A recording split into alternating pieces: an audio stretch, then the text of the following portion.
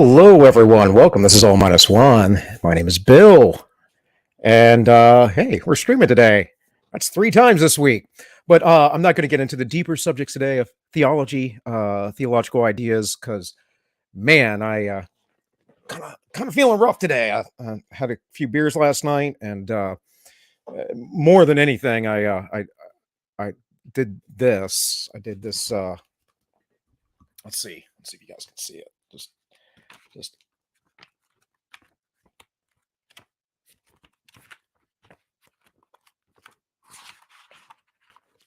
okay. So I wrote all of that yesterday. It's over 25. It's like 30 pages. I don't know. Something like that.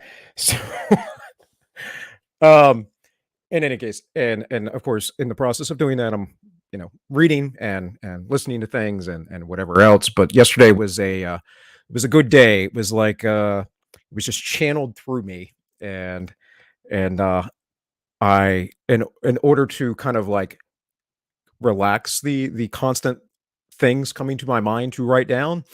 I, got some beer and I got a 12 pack and ended up drinking like 9 of them because Bill's little, but he can drink. Uh, and I don't feel the best because I don't do that regularly. So, um, yeah, it's all handwritten. I showed my wife. She got home from work because I was writing all the way until well the wee hours of the morning, but taking breaks here and there. And I showed my wife, and she goes, "You wrote all that today?" And I'm like, "Yeah." She goes, "Doesn't your hand hurt?" And I'm like, "Yeah." But I'm just not skilled enough with the keyboard, and little things annoy me, like spell check because I never spell anything right. Writing about this concept of being in a synthetic society, and with that, I don't know how to spell the word society. Apparently, because spell check kept flagging it. So, but yeah, it is what it is. So, pretty fun though. I bet the hangover made you hate yourself for I'm all right. I'm hair of the dog right now. I just started, figured, we talk about the Georgia Guidestones today, and we'll keep it light, keep it nice and easy. And I do have stuff prepared for next Thursday, but for consistency, I wanted to stream today, and instead of trying to be a like 100%, it's like let's talk about these Georgia Guidestones thing because it's an interesting thing that just happened. It's an interesting thing from a lot of perspectives, and I think most importantly, what we're seeing is we're seeing retaliation. People are saying, "No, we're not going to put up with your antichrist agenda."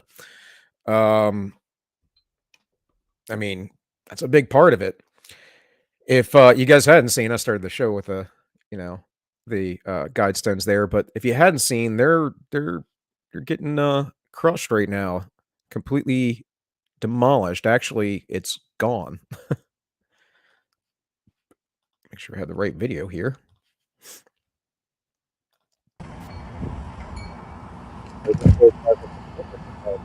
There's a time capsule here on this somewhere on this plot of land. It's on like 5 acres. Oh, such a shame. And there's a whole big mystery around the Georgia Guidestones, which I'm not going to get into every little detail of, nor could I necessarily tell you off the top of my head. But man, they mysteriously were put up in the early '80s, only in Elberton, Georgia, which is a big limestone quarrying area. And the guy was suspected to be Ted Turner for some period of time. No one knows who it was per se, but there was a gentleman who wrote a book and purports to be the same guy, the same person. And interestingly, um, the only person that does know the actual name of the person who erected the Georgia Guidestones was the company that basically quarried and carved them out for them. Um, but perhaps you've never heard of this. I'm gonna change my background here. Boom. Yeah. Hold on.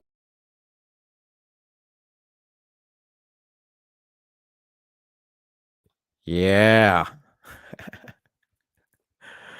Of course, I have a couple,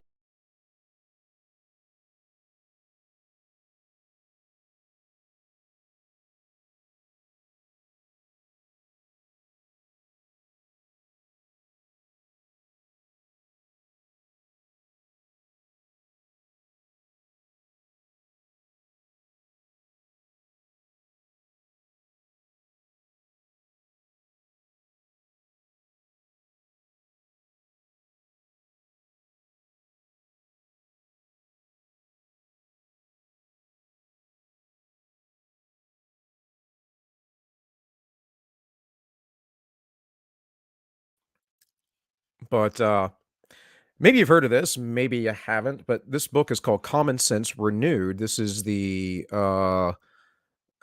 basically the confession of R.C. Christian, which he has as Robert Christian. Now, most people believe that that is a all of this. Most people that study it believe that this is a slap in the face to Christians, of course,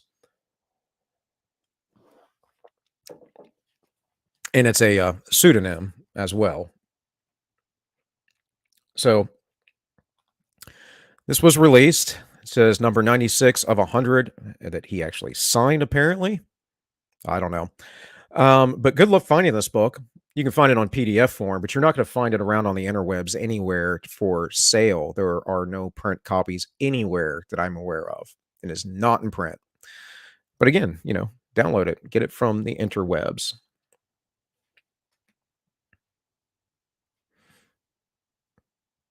I didn't accidentally take myself down. I did that on purpose. Spook. uh, but you should have still been getting my voice because I didn't mute my mic.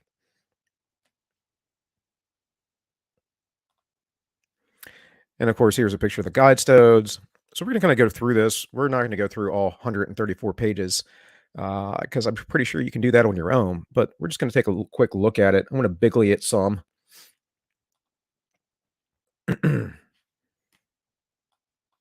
Let's just boom. Oh, you didn't get my voice. Okay, well, I just showed you some memes.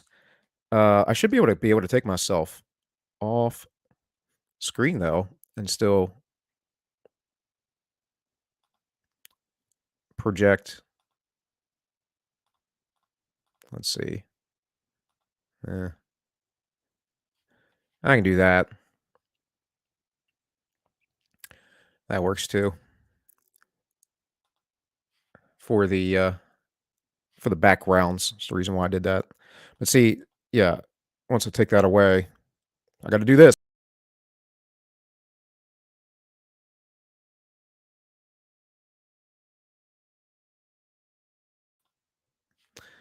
So whatever. Um, I'm not that worried about having some amazing show today. I just want to kind of talk about this stuff.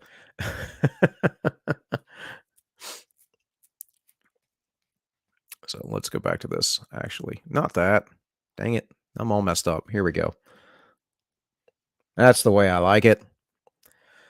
Common Sense Renewed, the Georgia Guidestones, Cultural Evolution, Guiding Human Reproduction. This is some interesting stuff, right? Interesting stuff. And to get I use my other mouse here.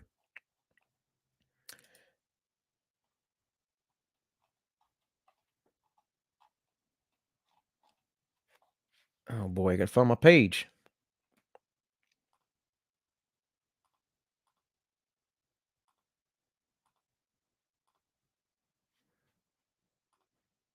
There we go.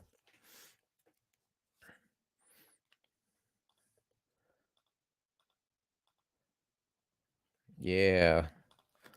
Now we're cooking with grease. There we go. All right. Interesting stuff here. Cultural evolution. And so this is an interesting thing, right? I've been reading a lot of philosophy. Right here I have one of my very old potable Nietzsche's. And I just happened to pull this up today. I was looking at it. This was uh, this was like a fragment, I believe, that was published posthumously of Nietzsche's. So he didn't put this public himself. It came out later, and it's a little note on the truth and lies in the extra moral sense. And it says, in some remote corner of the universe, poured out and glittering in innumerable solar systems, there once was a star on which clever animals invented knowledge. That was the haughtiest and most mendacious minute of the world history, yet only a minute. After nature had drawn a few breaths, the star grew cold, and the clever animal had died. And then the next paragraph says, one might invent such a fable and still not have illustrated sufficiently how wretched, how shadowy, and how flighty, how aimless and arbitrary the human intellect appears in nature. There have been eternities when it did not exist, and when it is done, for again, nothing will have happened. For this intellect has no further mission that would lead beyond human life. It is human, rather, and only its owners and producers give it such importance, as if the world pivoted around it. But if we could communicate with the mosquito, then we would learn that it floats through the air with the same self importance, feeling within itself the flying center of the world. There is nothing in nature so despicable or insignificant that it cannot immediately be blown up like a bag by a slight breath of the power of knowledge. And just as every potter wants an admirer, the proudest human being, the philosopher, thinks that he sees the eyes of the universe telescopically focused from all sides on his actions and thoughts. And it goes on, but I think what I want you to gather from that is how little Nietzsche thought of life and intellect and human beings. And there's an interesting sinisterness, words that I don't know right now. It's sinister, his attitude, his spirit. There are things that he says in most of his writings about the truths and realities, much like Machiavelli did, of how the world operates. Nietzsche believed that his morals, or the morals not necessarily that he had, but the morals that needed to be shaped in the world, needed to be of high mindedness, the morals of the aristocrats. And he got into this in the genealogy of morals and beyond of good and evil. And when he talks about the upper classes and how they actually set the moral standards, which is somewhat true. There is an intrinsic morality, and then there is the morality of the people, the elites, the superstructure that sits above everything. See, the people on the ground, the regular every Joes, we are the foundation, but they sit on top of us as that foundation. And in his perspective, we have a master slave morality, right? I use these terms all the time, by the way. I really like Nietzsche, even though Nietzsche is, kind of an SOB, and he is the antithesis, if you would, of like someone like Kierkegaard. Um, but Nietzsche was right about a lot of things. His cynicism gave him a certain amount of perspective. And one of the things that I think he was really right about was how the nobility, how the superstructure, how these people think of you. They think of you very poorly. As I've mentioned often, you know, at least recently, Yuval Harari of the World Economic Forum thinks very little of you. You're a hackable animal to him.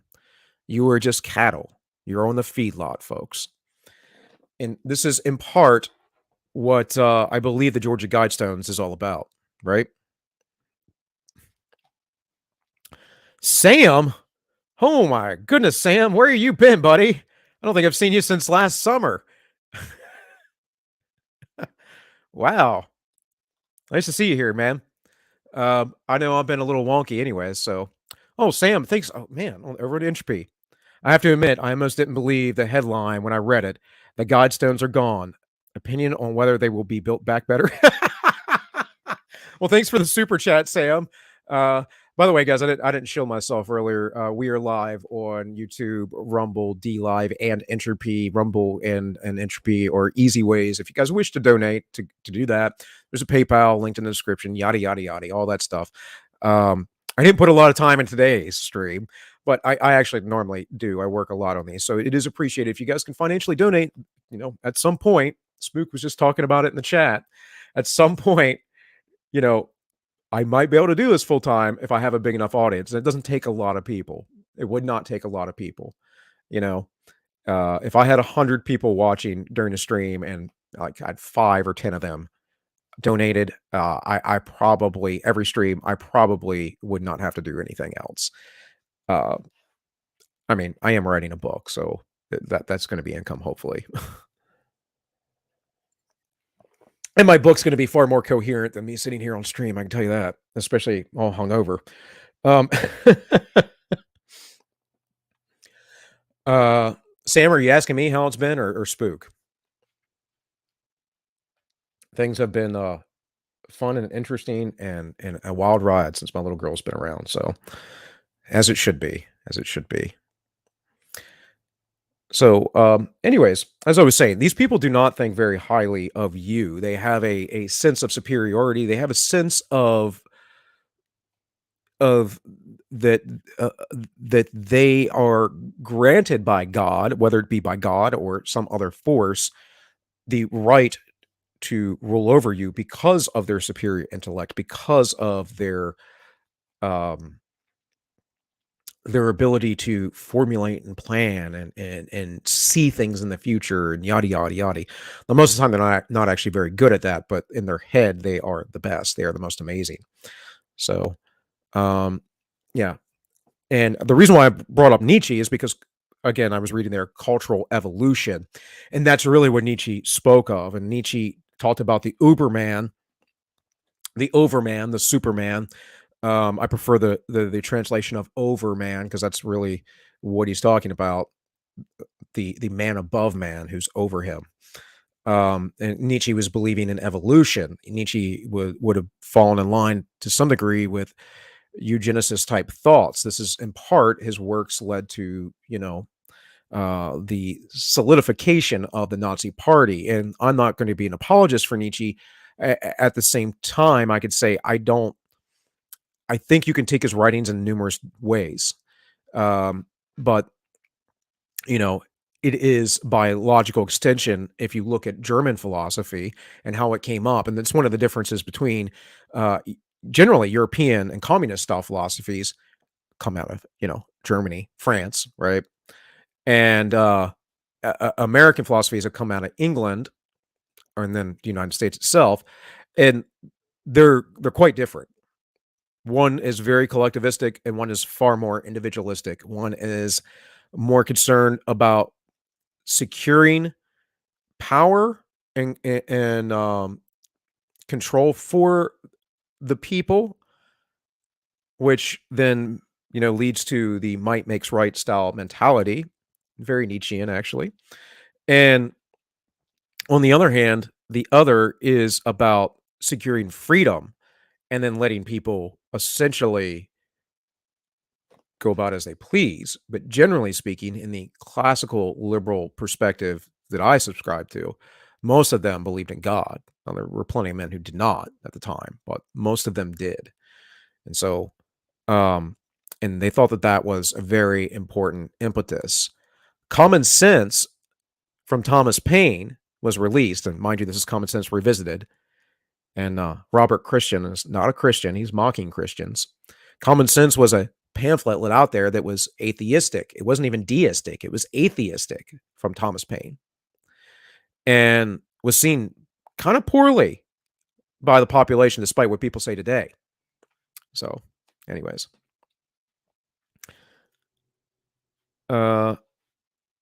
says hi, Bill. Just caught up now, watching back from the start on second speed. Yeah. Well, I opened, I opened pretty goofy on purpose again. I don't really care. It's like today's just like gotta stream, need to stream. I could talk about all this biblical symbology stuff that I always want to talk about and try and ramble through that. I think it should be a little sharper for that, honestly. I think it should be a little bit sharper, little more reverent, in a more reverent mode too. Um, they're so far removed and insulated from the people they regulate. Well, but that's the thing, Shelley. That's the thing. So the the things that, like, again, Nietzsche talks about, like nobility, for instance. Nobility. What does it mean to be noble? Well, it means to be an aristocrat. But we think of it today as a act of goodness, right? That we have good character. Well, guess where that good character comes from? It comes from those people who would put other people to death. Because to some degree, at least that society, that part of society, I should say, those who make up the superstructure of society, those who push down upon the people their schemes and plans, to some degree, those people do have a sense of responsibility in how they act and do things. The difference was, in the past, it was always about how you act and did things in public. And today, it sort of still is, but everything is public. Everything's online. It's very hard, not to find out that Prince Andrew is a nonce, right? I mean, stuff like that. It's everywhere now. There might have been rumors in the kingdom centuries ago that, Prince Andrew was a nonce. But it's not like the viral thing that it is today. And back then, of course, they could just snatch you up probably and kill you if they wanted to. What they would actually do is they would put you in a little hole about this big where you couldn't quite sit or stand, and leave you there for about a week or two, maybe a month, drop down food on you. You just had to poop yourself and piss just down your leg. And yeah, it's pretty bad. Pretty bad. You know, just something where you can barely move. I mean, this is this kind of stuff they did. They did far worse things too.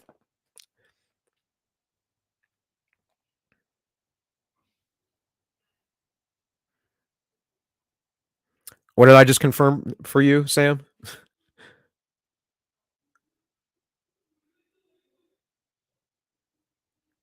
Oh, I've been busy with offline stuff. Understand, man. Understand. So, of course, we have guiding human reproduction, that one child policy in China that has now come to bite them in the butt, and they're looking at a demographic collapse. Everyone is, of course. Yet we're still overpopulated, apparently. Suffrage in the United States. Okay. We'll look at that. We'll look at that. Prospects for the American economy, proposals for improving our society, the beginning for the age of reason. Now, this is interesting. It's also interesting that it starts. It is the eighth chapter, and it's on page 66. I'm not trying to read into things. I catch stuff, so I'm not saying that it's there. I'm just saying that I see something. And then on the next line, it says, on revolution, reflections on God and religion, on the conversion of Russia. When was this written again? 1986?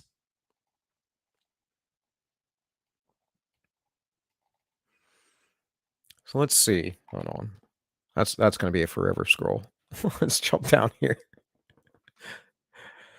Preface. At harvest time, primitive farmers separated their grain by beating the stalk with flails on the threshing floor. They removed the loose straw, leaving a residue of grain, chaff, and dust. This mixture is purified by winnowing, tossing it in the air and permitting the empty husk and useless debris to be carried away on the wind. Do you think you know where he's going with this? The grain kernels fall back where they can be recovered and put to use by the community. I was privileged to be born in America at a time when when our nation had achieved high levels of political liberty and material comforts for our people. Yeah.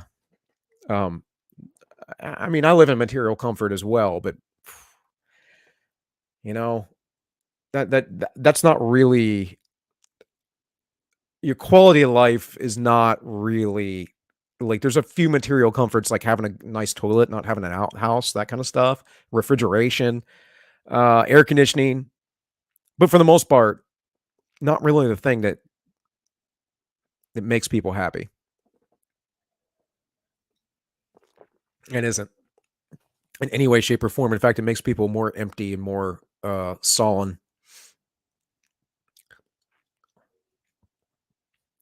I've enjoyed the benefits of our society and have had the opportunity to observe the passing scene from a vantage point which has exposed me to human beings in all walks of life, representing a wide spectrum of political, religious, and economic views. Having reached the harvest time of my own life, I feel a duty to share with you a few thoughts gained in my brief existence as a member of the human family. Like primitive farmers, I place these ideas on the threshing floor of the public forum, where that which is useless or an error, the straw you will see, can be separated from the flailing of critical discussion. I'm hopeful that when the residual chaff has been winnowed away, there will remain a few kernels which can be added to the store of human wisdom in a manner that will contribute to the general welfare. I have no pretenses to authority. I am a plain citizen without scholarly statute or political experience. I present herein certain views detailing or dealing with a variety of subjects. Some of these thoughts, particularly those which are related to my private concepts of the cosmos and of our role within it, may offend certain of my readers because of seeming conflicts with their own cherished beliefs and traditions. So let's let's gather. We don't have to read the whole thing, but of the preface, let's gather something here. He's talking about separating the wheat from the chaff. This is a biblical reference. This is also a reference to the wheats and the tares, the wheats and the weeds, because tares grow up with wheat. They look like wheat, but when you separate them, you figured it out. And that is a principle set in the Bible to say that there will be many who proclaim to be Christians who are not, and at the time of the end, God will send the angels to separate them out. And he uses the same analogy of the sheep and the goats, the good fish and the bad fish, and it's repeated in numerous ways over and over again. So I wonder here if he is going to suggest that he is a Christian since his name is Robert Christian, right? Um, and that yeah, he's going to direct things that way.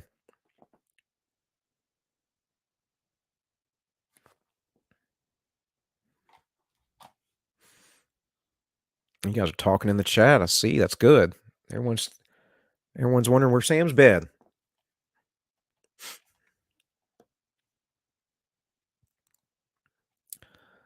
All right, let's keep going. And here's another thing is that these people often believe that for the earth or for the generations, I'm doing the right thing. I know what I must do. I'm doing this, and therefore I must put my authority upon you. And again, going back to Nietzsche, he thought exactly that. He thought he had a love for mankind, even though he was so cynical. It's kind of an odd juxtaposition to have, right? That those two things happen at once. But he did have a love for mankind, and he thought that he had the way to go about it. And of course, his way was to reject God, to say that we need to replace God with a new God and we need to create our own Christ, the Ubermensch. And this idea, of course, was not just Nietzsche's. When you get into the occult, you see this repeated over and over again. I believe it wasn't Alice A. Bailey. It was her. Oh, I can't think of her. One of her followers there, or someone closely related to her. Can't think of her name. It'll come to me. But they talk about having Christ consciousness. H.P. Blavatsky, I believe, says something similar. It's interesting. I watched Stick's take on the Guidestones being destroyed today, and he thought it was great, and he kind of mentioned some of those names, and I thought, I know what theosophy teaches. Sure, maybe, They also talk about lots of people needing to die. Maybe I'm mistaking them. Maybe I'm mistaking what they're talking about. But, you know, I don't know. I don't know. I say things like, with the food shortages and stuff coming right now, um, where was it? The Netherlands? Was it the Netherlands? Right? Someone was shot. Farmers were shot because of riots because their restrictions to save the planet. Right? Um, Saving the planet, like, pretty interesting that you would save the planet by allowing a bunch of people to die. If everyone dies on this planet, if we reduce the population, what have we actually saved? We've saved nothing of our consciousness, at least. I'll put it this way: in some of the things I was writing about yesterday, specifically, we are conscious beings. We are aware of ourselves. We are aware of the implicit pain and suffering that the world makes up. We are aware of the hurts and evils that we do to people and what that people do to us. This is an operational mode that we don't share with other animals. We understand what other people that other people are having different emotions and different feelings and going through different things than us. This is theory of mind. There's no other animals on this earth that work that way. We have chimps that are sort of close, but they're not quite there. Not quite there. So, in order for a God to exist and to understand that he exists, there has to be some sort of ability to see that existence, to recognize the patterns, to see the things that he exposes to us, to his presence. And I think that is, of course, consciousness. But beyond that, there is the unconscious, which is the internal operating mode that we work with. And the ancients thought about that in mystical ways, not necessarily all outside forces, but the outside forces were influential. And I still believe that. I believe in the collective unconscious. I believe that we are a biochemical, electrical machine with a soul, which is some sort of energy, right? Whatever. And that we can receive messages and intuition and certain things. And you all have this happen to you all the time. You could say it's just a coincidence that, I was thinking about someone and then they called me 5 minutes later, and it might just be a coincidence. But it's pretty strange how those things happen so often. Or my wife and I are in harmonious alignment because we're thinking about a certain thing that we wanted to do or to eat or whatever. These things happen. We and it's not like we're standing around hanging out all day and talking to each other. It's one of those things where we're like, "Oh, you want to do for dinner?" I don't know. I was thinking about this, and I was like, really, I was thinking the exact same thing. I was just thinking about that. I mean, how many times do you have that conversation with somebody? There's more to this world than we like to admit. It's just that we're very high-minded. We're very haughty about it, and we need to separate everything. And so, as science renders down everything and fractionates it to see what is the smallest part that they can expose, which, by the way, they just from lighting up CERN, they just realized they found what I think several new quarks, and it just again it confirms the standard model of things, which is Newtonian physics, basically. And it's really funny because they're really, really, really looking for dark matter. They're like, we got to find the evidence of dark matter because none of our calculations make any sense. The universe cannot possibly exist the way that we think it does without dark matter. So what they did was they created something that doesn't exist, and then they keep trying to prove that it does, and they're never going to prove that it does because I don't think that's how the universe actually operates. Their theories are wrong, but we live in a synthetic society, so whatever. Yada yada yada. Oh, that says yay. I can't read.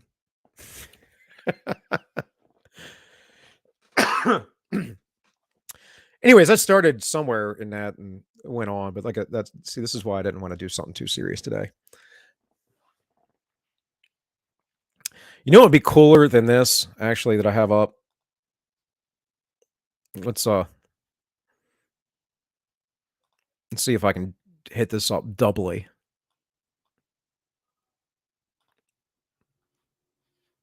Boom skis. Right there. Yeah. Uh oh, what are we gonna do? Let's go back to Tom Cruise and Supreme Court. Crush that thing. Crush that godstone. Um, this will probably end up messed up, yeah, my system, so I'm gonna take it off.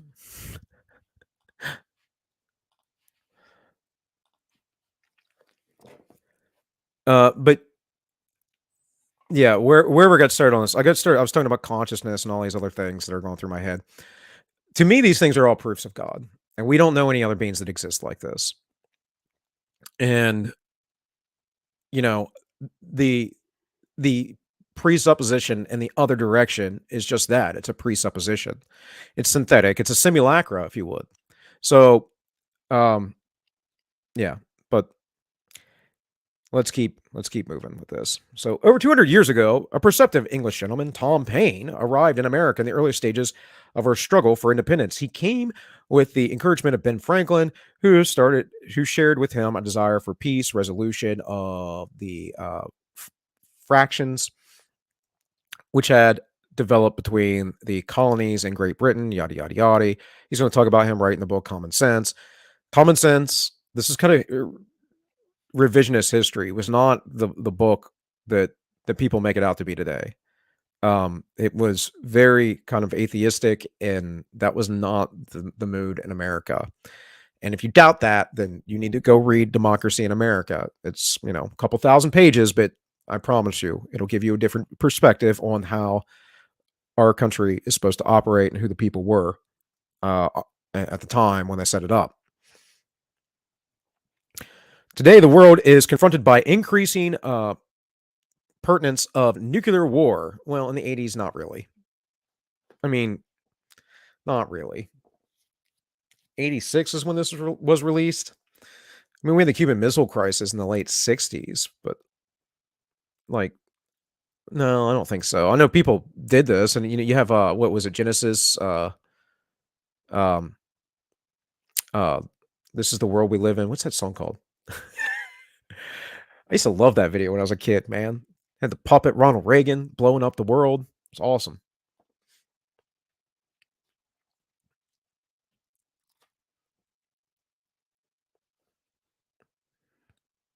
Life giving me troubles. Anti-commie, is that what you're saying? I don't know about that. Today, the world is confronted by an increasing. Oh, now I'm going to be dyslexic. Increasing pertinence of nuclear war. Nah, spook. Oh, it's fine, man. I'm just checking the chat every now and again. That's all. It is essential more than ever before that we explore every means for rational, nonviolent resolution of worldly fractions. Well, that sounds pretty nice. Let's see what else this guy had to say. Let's see. Let's jump down to some other chapters here. What was the first chapter I want to look at here?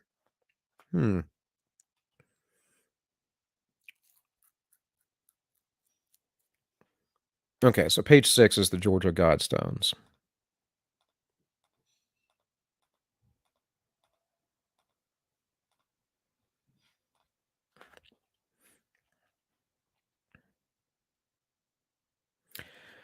It's probable that humanity possesses even now the knowledge needed to establish limited but effective world government.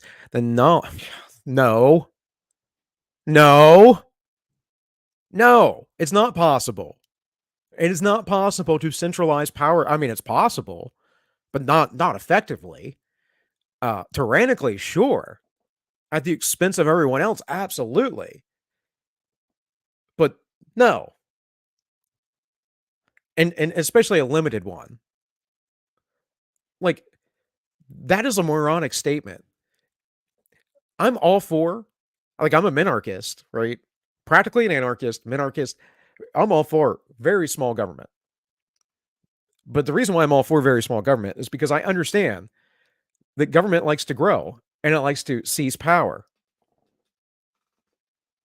Freaking Julius Caesar spent years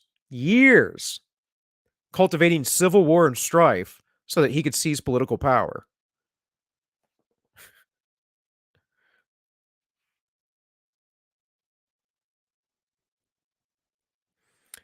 Research and patriots say that the stone targeted was Hindu and Swahili. I heard it was the English part, but it doesn't matter. It's all down there now. It's all trash. Looks like this.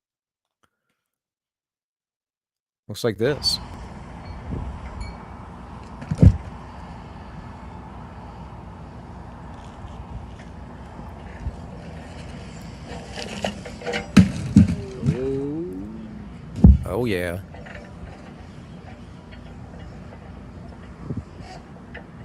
I want to know what's in that time capsule.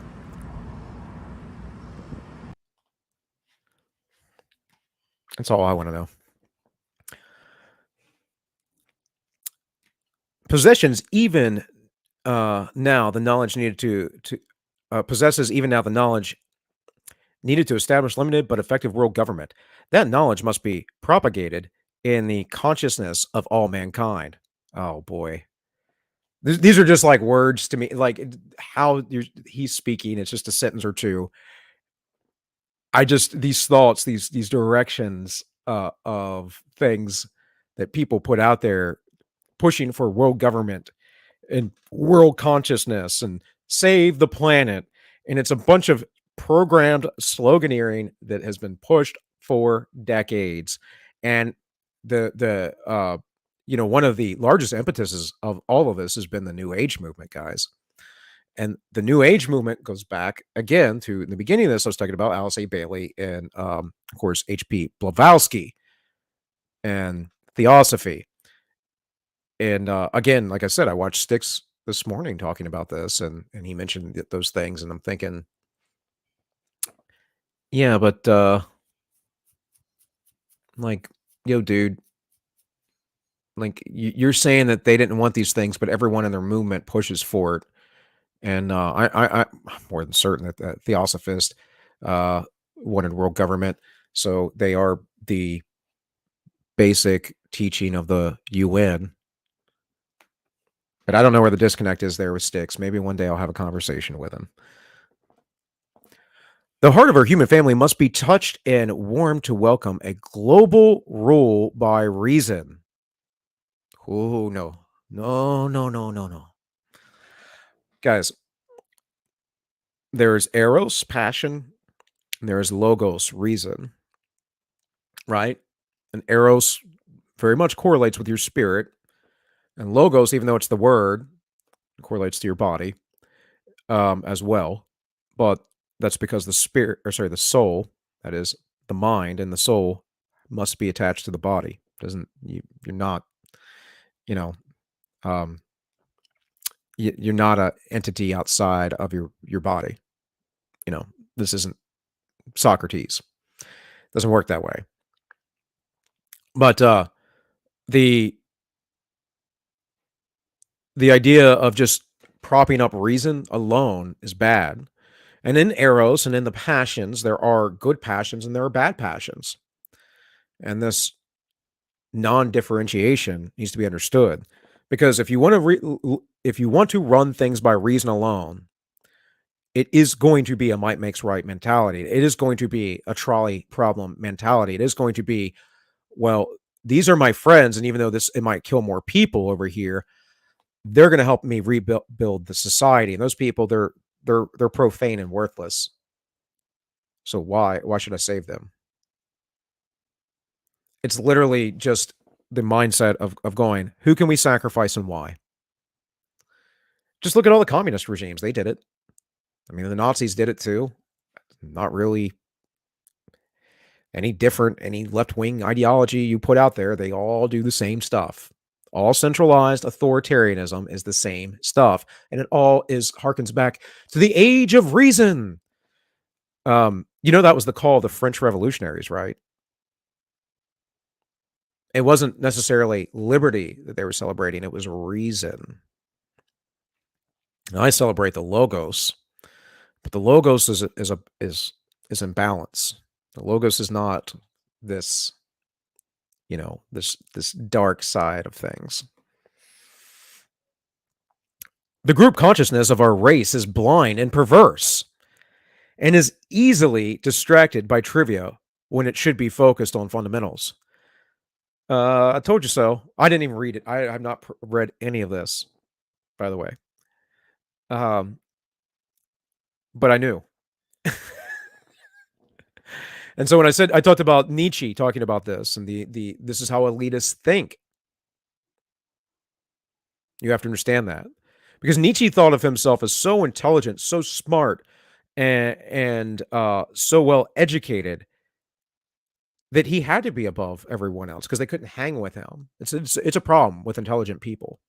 It's a big problem. You should go check out what is it, Professor Dutton's. Let me find it here because I know I got it. I know I got it.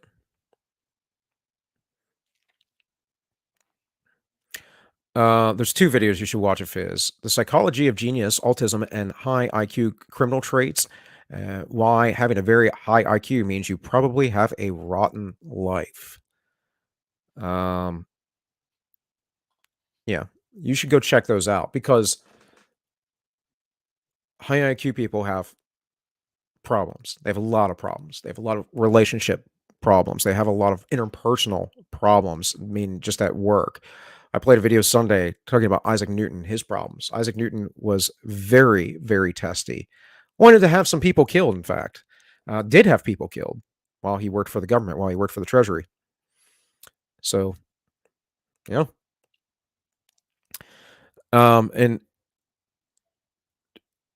back to Nietzsche, though, the thing Nietzsche thought he was doing more so than other people was being the one who was going to help change the world to something better, to get out of the nihilistic problem.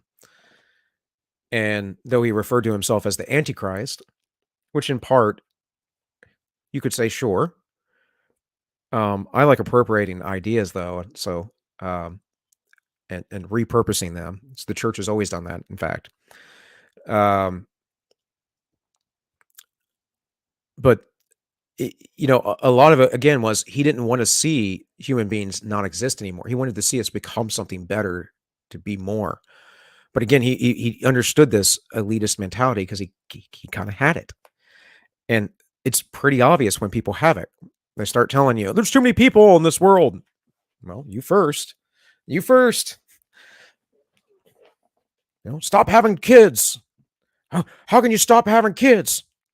Or not stop having kids? Da da da da da. Like, let me play this from School of Life. Is it in here? I'll find it real quick on the YouTubes.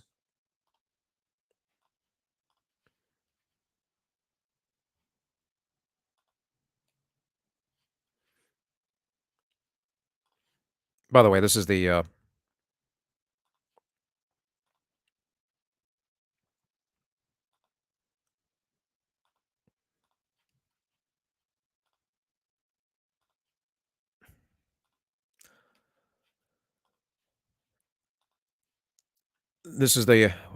Professor Dutton video you should probably watch, and then you can see over here on the side, there in the playlist that there's one right above it. There's both those videos you should watch. You want to learn about high IQ people and how terrible they could be. It's no wonder why you'll get someone like Yuval Harari who will think of people so poorly. And I use the words similar things like sheeple or the herd or whatever else. I mean, that terminology has been around for a long time. Um, you know, you'll find that a lot because it explains in a quick analogy, right? Quick metaphor, what's actually going on. Let's see though here. What was it?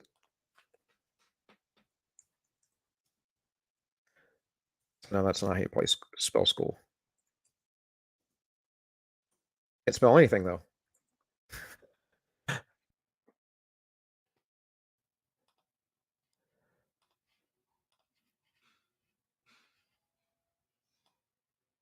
Oh,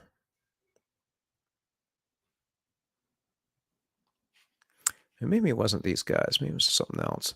Oh well, I thought I had saved, but I don't.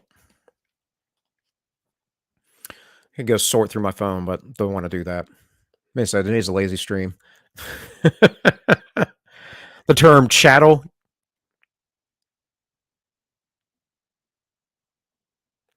Man, you guys are going at it. Let me check the other channels real quick. The other streams. There's no such thing as trans rights, Strippy. Abortion is murder. Religion is not opinion. Religion is how you operate through the world. You're just not intelligent enough to understand that. Um, yeah, I mean, murdering unique DNA strands that have the potential for consciousness and creating great things in the world is not healthcare. That's not healthcare. That's destruction of life. Destruction of life is the way of death, and that means that you're a child of Satan. I mean, it's just what it means. Um, Plain and simple. What's to tell you? Okay, let's get back to the thingy.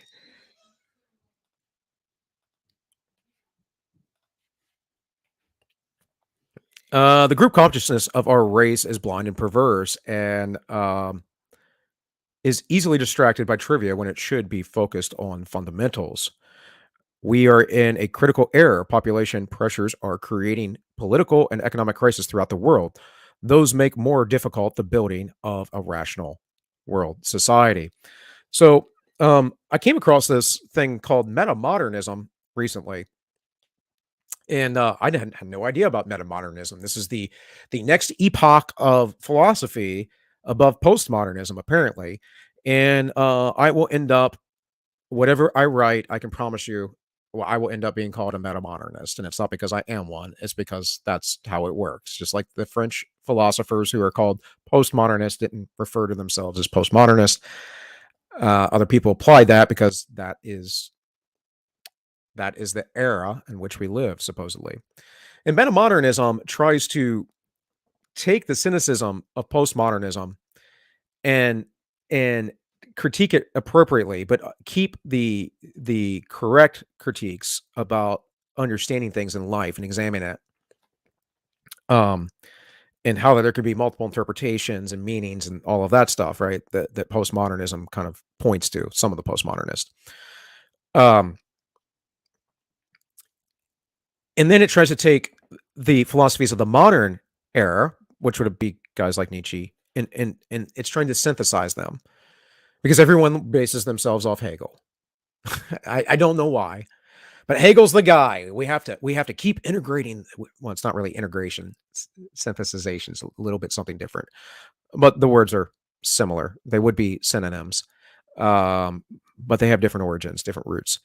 But you're taking and the idea is that you're building the civilization on top of what was there before, right? In thought and manner, and eventually, the meta modernists are going to be Nietzsche's higher man, I guess, and then the Ubermensch will come about. I don't know, but whatever. They're trying to reunite all these phases, all these epochs of life, the generations, back to traditionalism and bring back religion and all that too. And one of the first things they talk about is all the crises that we are experiencing in this world today. And one of the first things, the first crises they talk about is the climate crises, the completely made up fake thing that's not going to happen. I mean, it blows my mind. It blows my mind. Um, let's see here. I actually have a picture for you guys. If I can find it.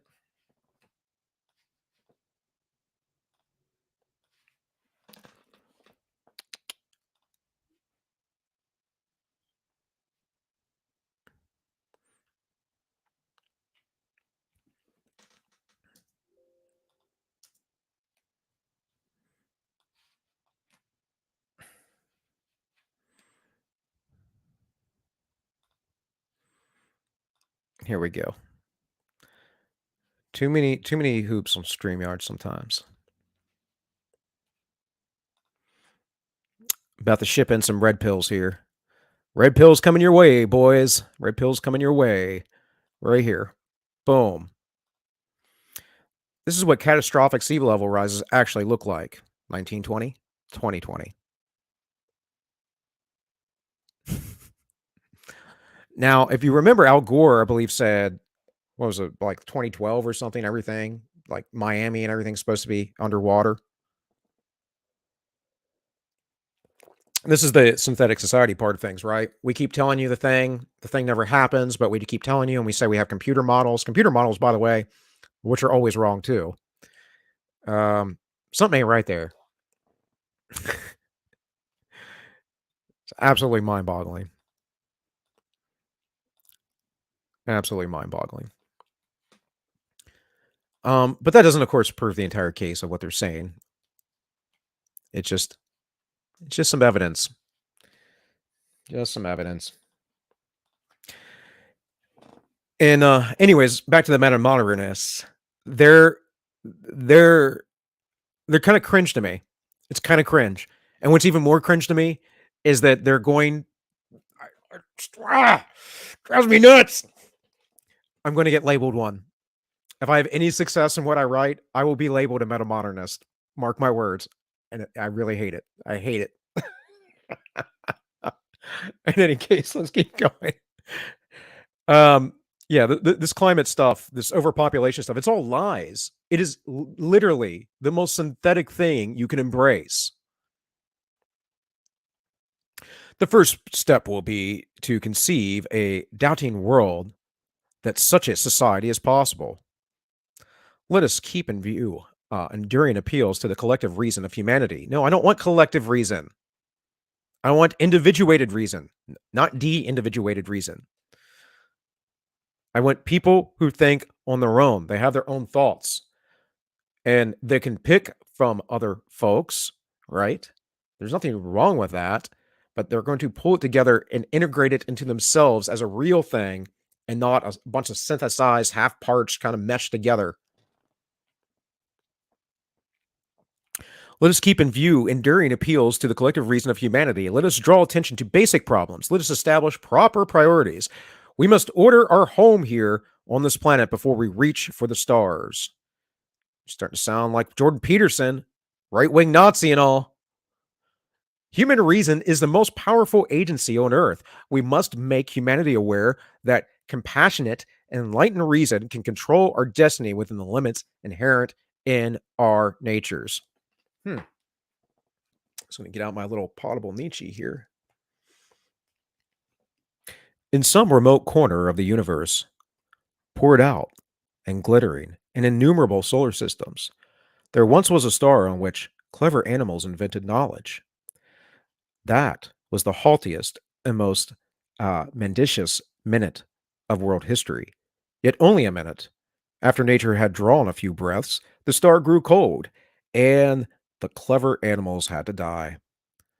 One might invent such a fable and still not have illustrated sufficiently how wretched, how shadowy, and how flighty, how aimless and arbitrary the human intellect appears in nature. There have been eternities when it did not exist, and when it is done for again, nothing will have happened. For this intellect has no further mission that would lead beyond human life.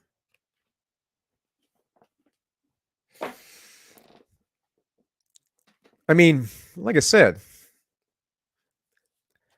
the guy has some powerful points, whether you wholly buy them or not. I don't look at human beings that way, but I do look at gnosis that way, the intellect. And again, there is gnosis in my faith in Christianity, but gnosis comes with embodiment. That's a different thing. That's something you live. That's something that's acted out with you, right? And someone on Twitter the other day, I don't know, I just opened up Twitter and he responded to something I'd written before, I don't even know when. He goes, imagine calling yourself a Christian but not supporting wealth redistribution. What? So I told him, I'm like, you have no idea about my faith, nor the fruits that I produce. You know nothing because you can know nothing but simulacra. And I was like, you're a synthesized person, basically. But and I also called him Nietzsche's last man because that's what he is. Um, so it's what do you mean? My entire religious faith is based on how I interact with people on the regular, how I embody Christ as much as it possibly can. It doesn't mean that I don't lose myself or lose to that, right? That I don't sometimes get irritable or pissy. It doesn't mean that I'm a perfect human being. It means that I'm striving for that so much so that as my inner man continues to grow, that eventually that I'm filled so much in Christ and the inner man that it casts so much light that I have no shadow. That's the point. That's the goal. That's what I'm striving for. And in that, that means that if someone is poor or needs money, I I do the charity. I don't go get the government who has a bunch of thugs with guns to come to your house and take your money from you to give it to, I don't know, the queer studies project on kids or whatever. Or the Ukrainians who are losing and probably have been losing the war, but we can't get any sort of real media in our nation.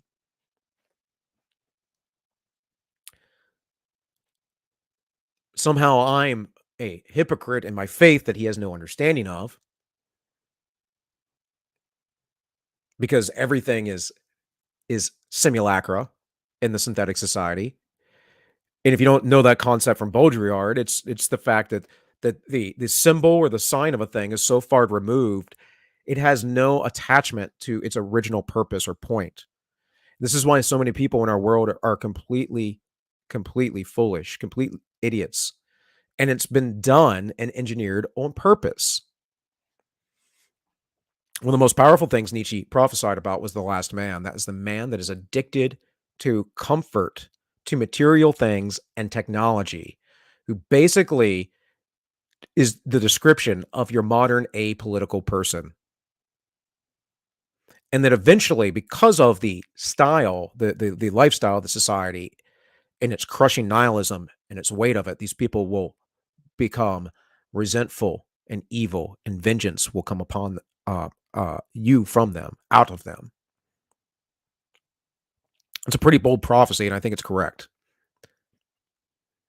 So, and that's what we're living in. Then you have the slave.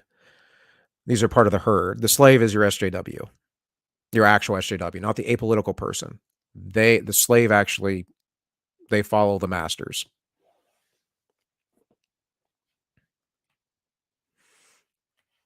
Let's see. Let me check the other chats real quick.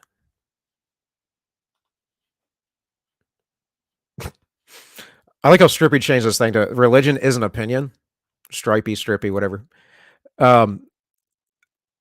When before it was like, God isn't real.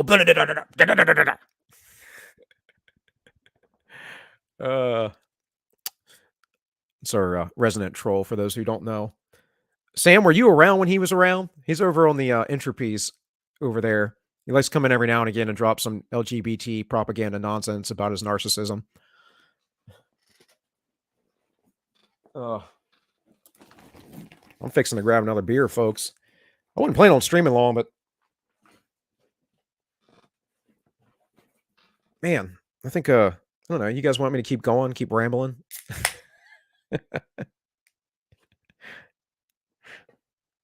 Spook, he can't see you on the YouTube chat.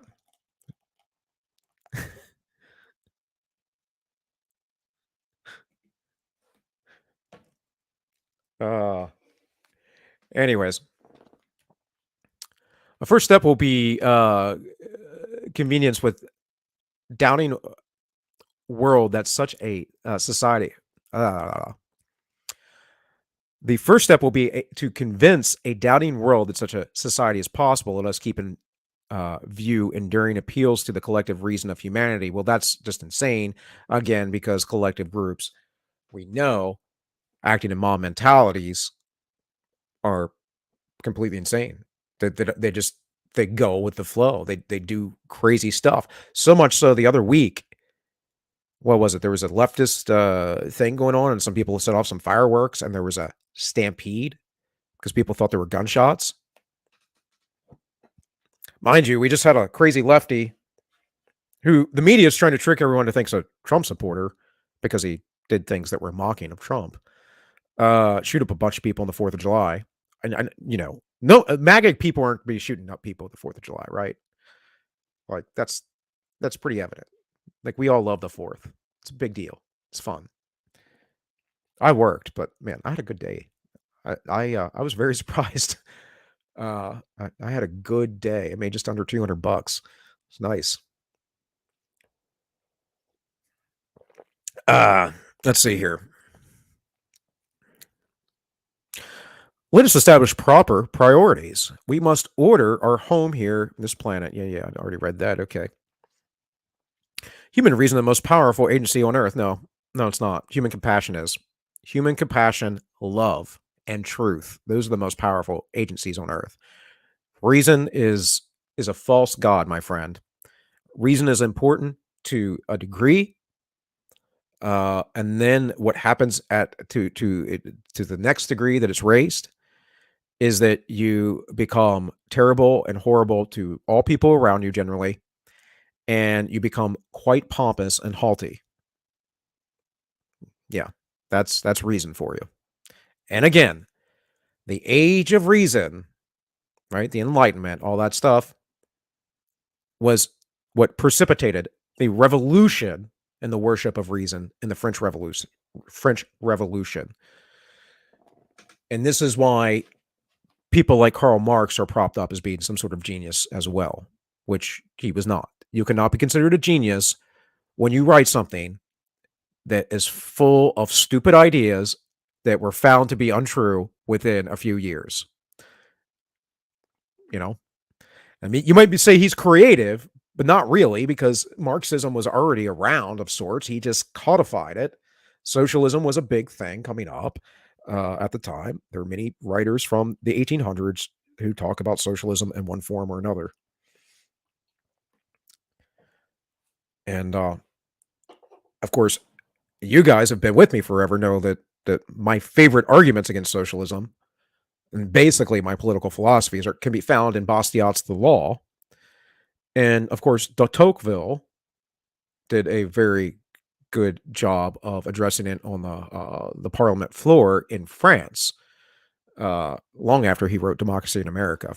I'm pretty sure. I think it was in the late 1840s. I forget. In any case, let's keep moving. Let's draw attention to basic problems. Yada yada yada. Human reason. Yeah, you're dumb. We must make humanity aware that compassionate. How though? Enlightened reason can control our destiny within the limits inherent of our natures. Again, this is just worship of gnosis. It is difficult to seed wisdom in closed minds. Ooh, those bigots. Gotta get those bigots out of the way.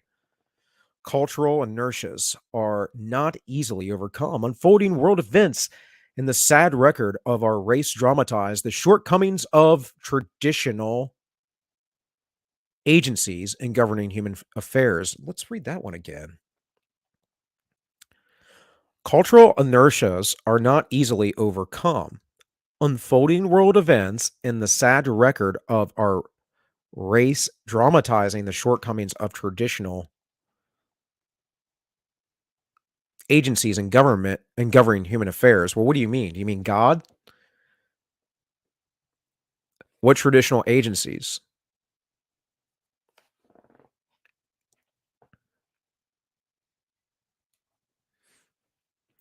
Increasing crimes may make mankind willing to accept a system of limited world law that will stress the responsibility of nations to regulate their internal affairs and assist them in a peaceful resolution of internal frictions. No, doesn't sound very good. And Temple mentioned this the other day about a world court, and he thinks that's a good idea. I don't want nations fighting against nations, but I also understand the human condition. I think far better than a lot of people. You're going to have war. We've always had war. We still have war. We've had NATO for how many years now? 80 years? We have war. And I'm not talking about everyone's upset in Ukraine. Oh, wait, this is the first time there's been war ever in Europe. What are you talking about? You don't remember the Civil War in the Balkans? Like that was going on. Ethnic purging. You don't remember that, the Soviets took a bunch of Eastern European nations over? That there was a constant conflict, that they were murdering people, there was a Cold War? Americans, CIA, those kind of people murdering Russians, Russians murdering Americans. And these wise men predicted it. De Tocqueville did. He saw that the conflict between America and Russia was coming. He saw that they were falling into the dystopia. And he saw that America may very well fall into it themselves because of our issue with slavery, which is now just the human rights issue of, baby murder. Same party propagating it, by the way.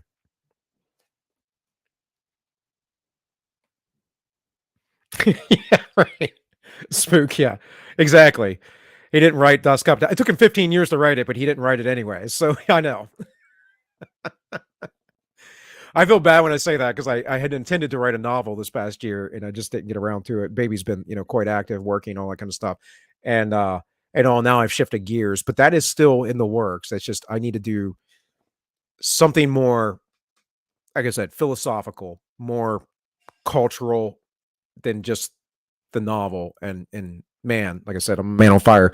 If anyone didn't see, this is what Bill spent his day yesterday doing. Let me bigly myself.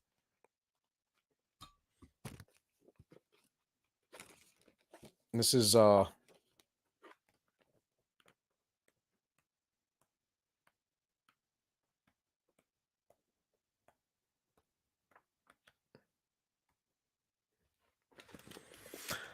was it. Writing all day. Some of it's just ideas, some of it's full thoughts, a lot of stuff I got to go through, edit down, pare down. It's the process, right? And of course, I have stuff typed out on the computers, but I work much better with journaling and writing. So. Don't remind me of that hot take. I was fed up of that day, the second day of the Ukraine crap. Apparently, there's been World War I, World War II, and the war in Iraq, and no other wars existed. But everyone's saying it. Even people I respect and like that have like professional, nice YouTube productions and stuff like that get like real guests on and all. I mean, man, like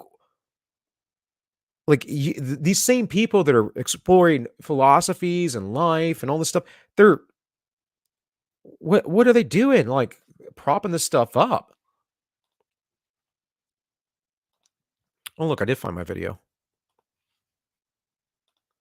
I was like, I know I saved that because I saved another video I was specifically thinking of.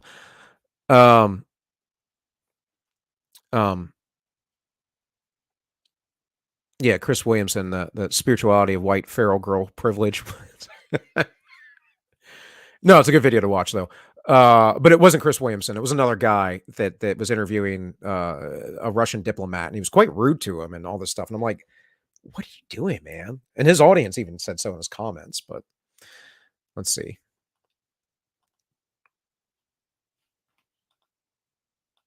Was I right on the channel? It wasn't the School of Life. I don't like them. It's After School. That's what I was looking for. School of Life has some bad takes. Let's watch this video on population collapse real quick. Since I didn't download it, I can get it to play properly through StreamYards. This video is actually put together by Jordan Peterson, apparently, in After School and collaboration. But man, like very important information here. You guys let me know about the volume.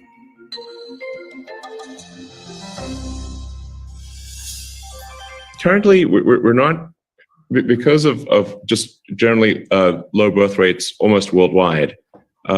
Civilization is not headed to have a population that is an order of magnitude greater than where we're currently. We're currently headed towards a population decline, and this is almost everywhere in the world. It basically seems as though as soon as you have like urbanization and education beyond a certain level and income beyond a certain level, birth rates plummet. And so as countries get wealthier, their birth rates plummet. It's somewhat counterintuitive because people will say like, well, it's too expensive to have a baby. Nope. The wealthier you are, the fewer kids you have. The more educated you are, the fewer kids you have. So, right, and we know this. I've told you guys this. I've been saying this for the entire time I've been doing the streaming stuff. We know this. Hans Rosling worked for the UN for a long time. He studied this specifically, and the same people are telling you that we're overpopulated. No, Hans believed we were going to cap at 12 million and just have replacement levels, though. What we're looking at is going from maybe going up to 10 at best, and then dropping down to about 4. Or I said million, I meant billion. But do you understand that? Over half the population will no longer exist. And how useless are these people today? How weak are they? I mean, man, I was a scrawny kid. I went in the Marine Corps. I was trying to bulk up the best I could by drinking like 3 glasses of milk and eating peanut butter before I went to bed every night. And so I went from 115 pounds to 100 and I think 20. Yeah. And then I went to boot camp and I came out 132. So, and I'm up more towards I'm kind of lean right now, but I'm in the 140s now. So, but I'm not a big guy, I'm like 5'6". I'm not wide framed or anything like that. But my point is that I could get through all that. I could still do the PT stuff. I was not an unathletic kid. I was just skinny, like a lot of teens are. But man, these kids today, a lot of them are pure weaklings, and the military is having a problem getting them in. And then they're lazy. They don't want to work. They don't want to do anything right. We don't have any real ethics in our society other than take. Now, there are people, obviously, I think a lot of you are good people with good ethics, or you wouldn't listen to me because I talk about it constantly. I mean, but it is more the last man mentality, right? It's the comfort, it's the addiction to the technology, and the technology is easy to be addicted to. It's purposely built and made to do that for the purposes of that instant dopamine hit. We have food that works the same way. And at the same time, there's chemicals and things in the food that are sterilants. This video will talk about that. Let's keep going. It's the inverse. This, by the way, is I think the biggest single threat to civilization right now is the. Yeah. Why do you think societally people just make those decisions when they become more affluent? Is it that they just become more selfish, or there's more things for them to do and they have more money to spend on themselves, and they say, you know what, I don't want to have a large family. I want to, go to Coachella. Yeah. Well. There is this like weird like mind virusy thing where some people think like having fewer kids. By the way, apparently Elon's having twins now with some lady hooked up with, like, Elon's a total sexual degenerate, guys. If you didn't know, he banging everybody. And I mean, honestly, if I was in his position and I didn't have my faith, I probably would too. Why wouldn't you? It's just a reality. I don't think Elon believes in God. He believes in perpetuating the species into some sort of cyborg to merge with AI, right? It doesn't mean he's all bad either. It just means that he is a product of our world. He's a product of the synthetic society. Is like better for the environment. Yeah, that's crazy. This is total nonsense. The environment is going to be fine. They're going to be fine even if we doubled the size of the humans. And I know a lot about environmental stuff. So, we can't have civilization just dwindle into nothing. And Japan's a leading indicator here. Like Japan's population declined by 600,000 people last year. They had the lowest birth rate in history. It's pretty bad. So this one element of it is a lot of people just think that having kids is somehow bad for the environment. I want to be clear, it's not. It's essential for maintaining civilization, that we at least maintain our numbers. We don't necessarily need to grow dramatically, but at least let's not gradually dwindle away until civilization ends with us all in adult diapers and in a whimper. Like, we don't want civilization to end in adult diapers with a whimper. That would kind of suck. Yeah. bleak and sad. No, there's literally, I've heard many times, how can I bring a child into this terrible world? I'm like, have you read history? Because let me tell you, it was way worse back then. So the data overall is showing us, for the world as a whole, back in 1960, an average couple had 5 children. That's the whole world. Now they have a little less than half that, 2.4 children. That doesn't sound too bad. It's still over replacement. But when you dive into specific countries like the US, like Asian countries, you see the situation is a lot worse. And surprisingly, Mark, everybody is declining. All countries are declining. In fact, the countries you think, well, they're not declining, like East African countries, they're actually declining at a sharper rate because they're starting at a higher point. Right? Declining at a sharper rate. Real quick, someone else you should check out on some of this geopolitical stuff. Let me switch over the screen share here. I'll bring that video back in a minute.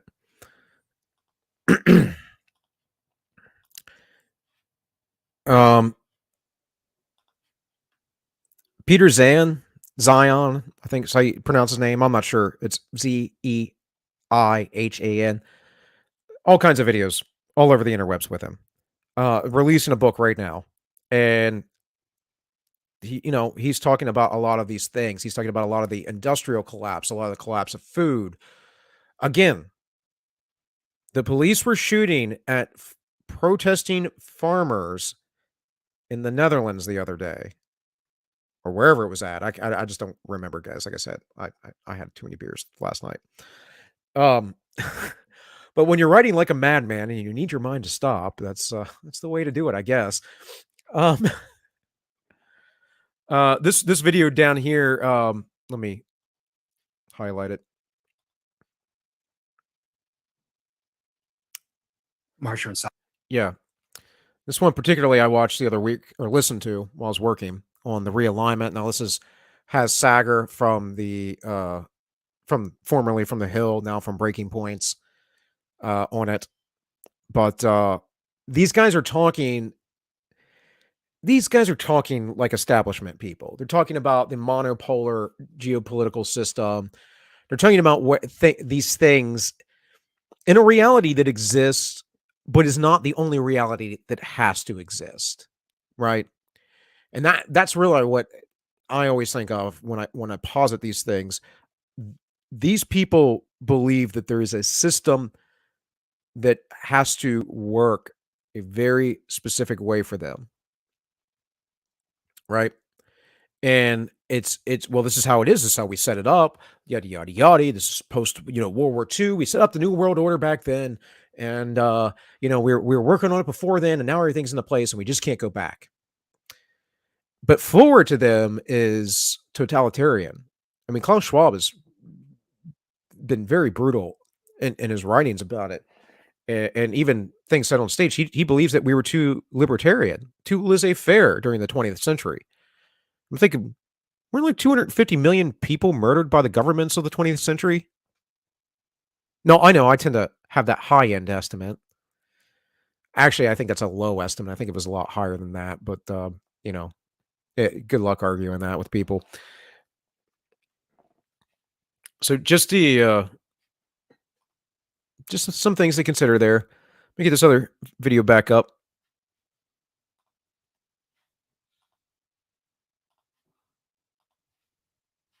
I'm really wondering if they just changed the way things work. I used to be able to just tab through I know I've talked about it before, but StreamYards, why did you take that away? It was so convenient. It was so good. I was getting a hang of it, and then you took it away from me. You took it away.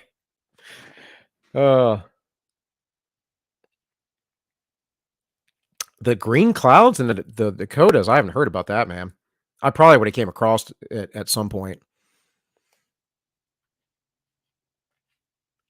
But yeah, I'm wondering if StreamYards gives me back that option if I pay for a higher level or something. I don't know. You know what that means? That means you guys need to donate. Go donate right now over on the Entropies or the Rumbles. Or, you can do the PayPal. Either way. Obviously, there's no obligation to do that. But hey, that was a perfect opportunity to grift. So donate, donate, donate. Right. So you have this overall decline in fertility.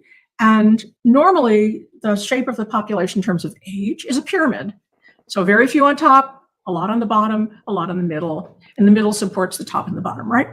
But what's happening now, and you can see that in the pyramid in Asian countries, is that the bottom is shrinking pretty dramatically. There's a bulge in the middle, and the top is growing hugely because people have longer lifespans.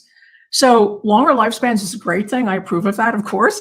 But in terms of Let's get real about the longer lifespan thing, though. Most people have longer lifespans with poor mental health and a lot of medical care constantly.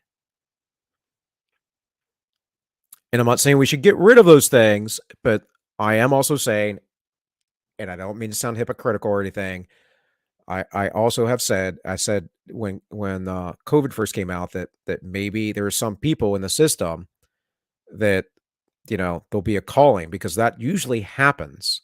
I was just being a realist, by the way.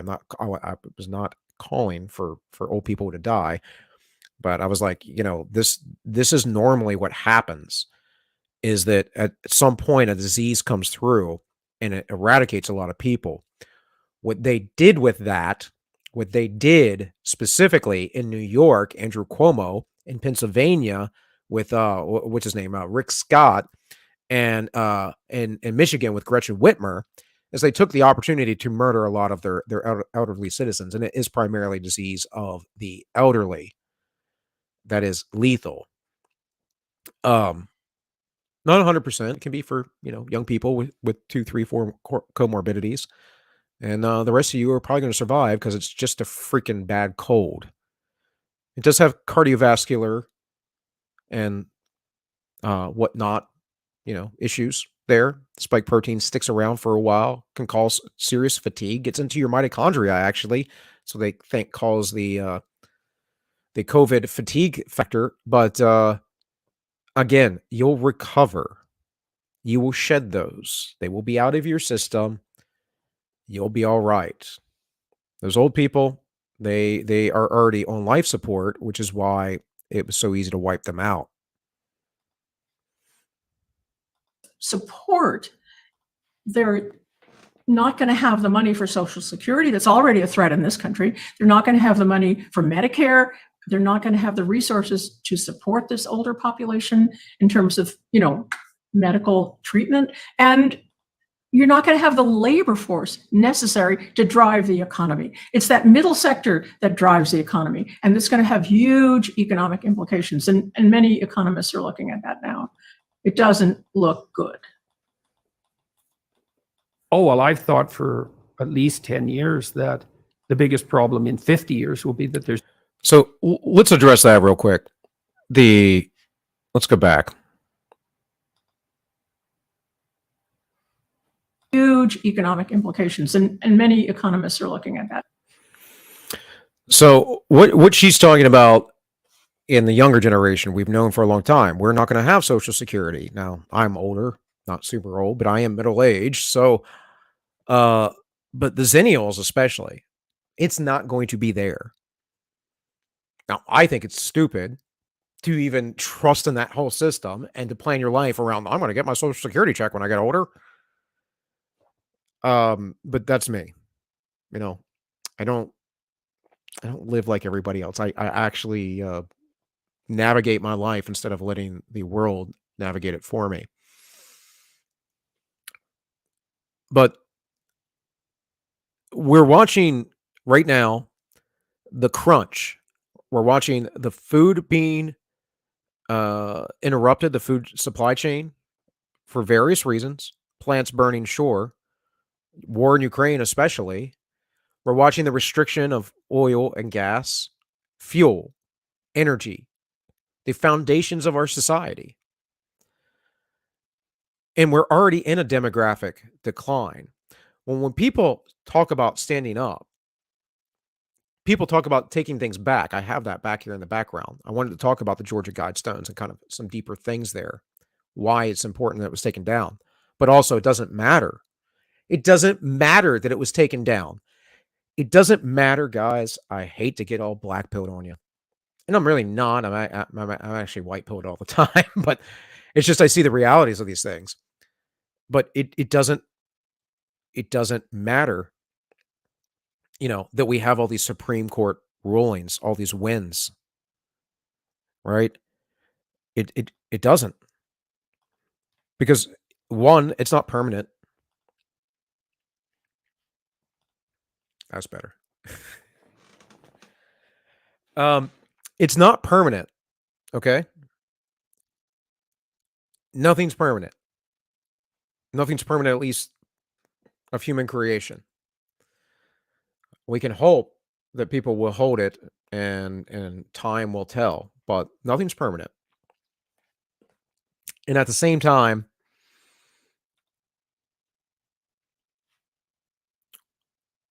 with these wins, is it going to matter if 2, 3, 4, 5 years from now, you can't drive to the grocery store?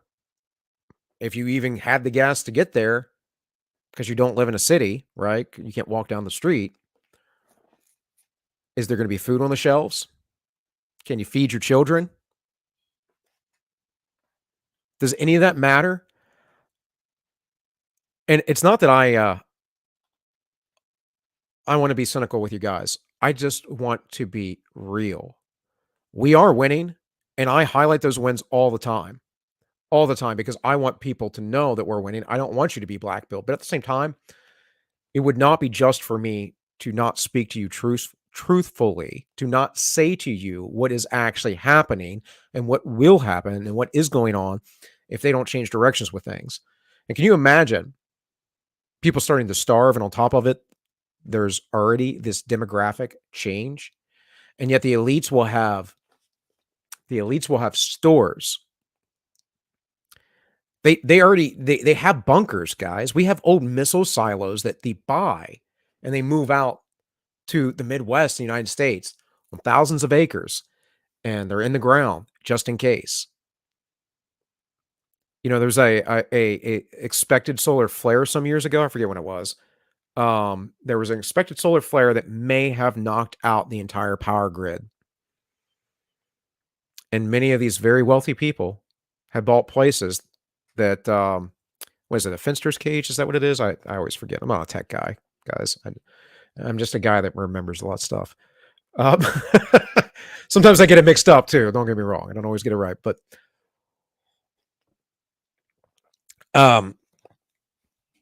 they're built so they could take that blast. But what happens when that happens? Are you prepared? I'm not. But I'm going to trust in God and live in today and that kind of stuff. I have other skills too. I'm not going to just be, destroyed by all this. I will learn to survive. That's actually probably the thing I'm best at, is surviving. But that and drinking like, lots of beers.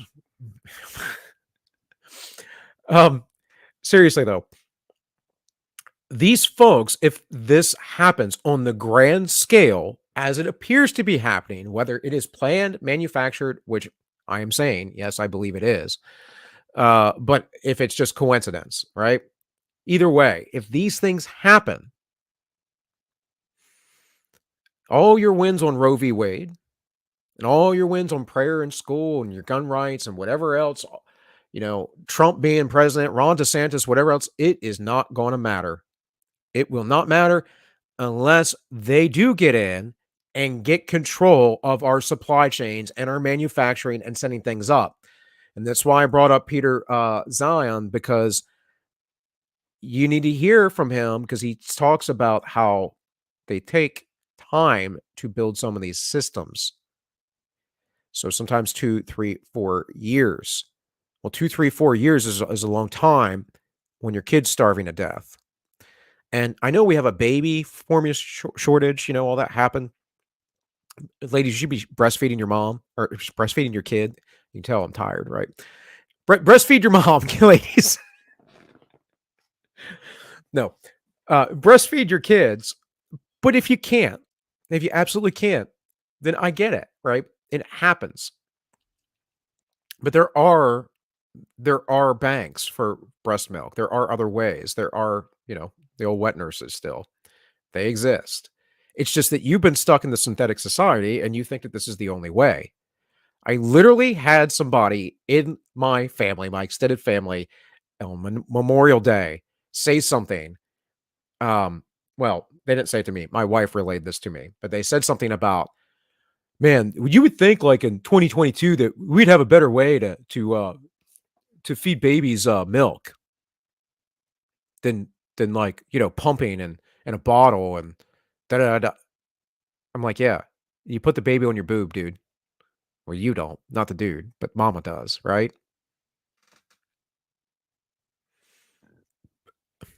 I don't know.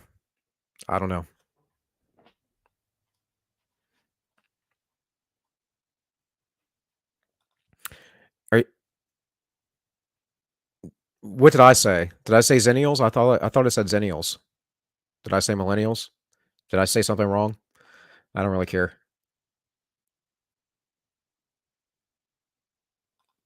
Nope.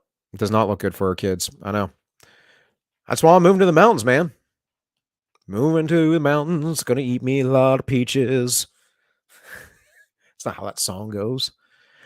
Moving to the country, gonna eat me a lot of peaches. Peaches come in a can, they were put there by a man in a factory downtown. All right. I am not drunk, I'm just having fun, guys.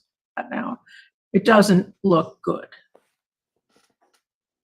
Oh, well, I've thought for at least 10 years that the biggest problem in 50 years will be that there's just not enough people. I remember hearing you say a few years ago that you thought we'd peak at about 9 billion.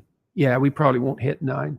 Yeah. And I knew the stats because... Think about how crazy it is to think that we might be living on Earth right now at a time with the most number of humans that are ever going to exist at one time ever. Yeah, that's highly probable. And, and the population... That blows my mind. The population collapse in developed countries is precipitous, right? It's like we fall off a cliff. I mean, all the countries in the West are way below replacement. Korea's way below replacement. South Korea, Japan, way below replacement. Yeah. I think the number one, industrialized manufacturing nations.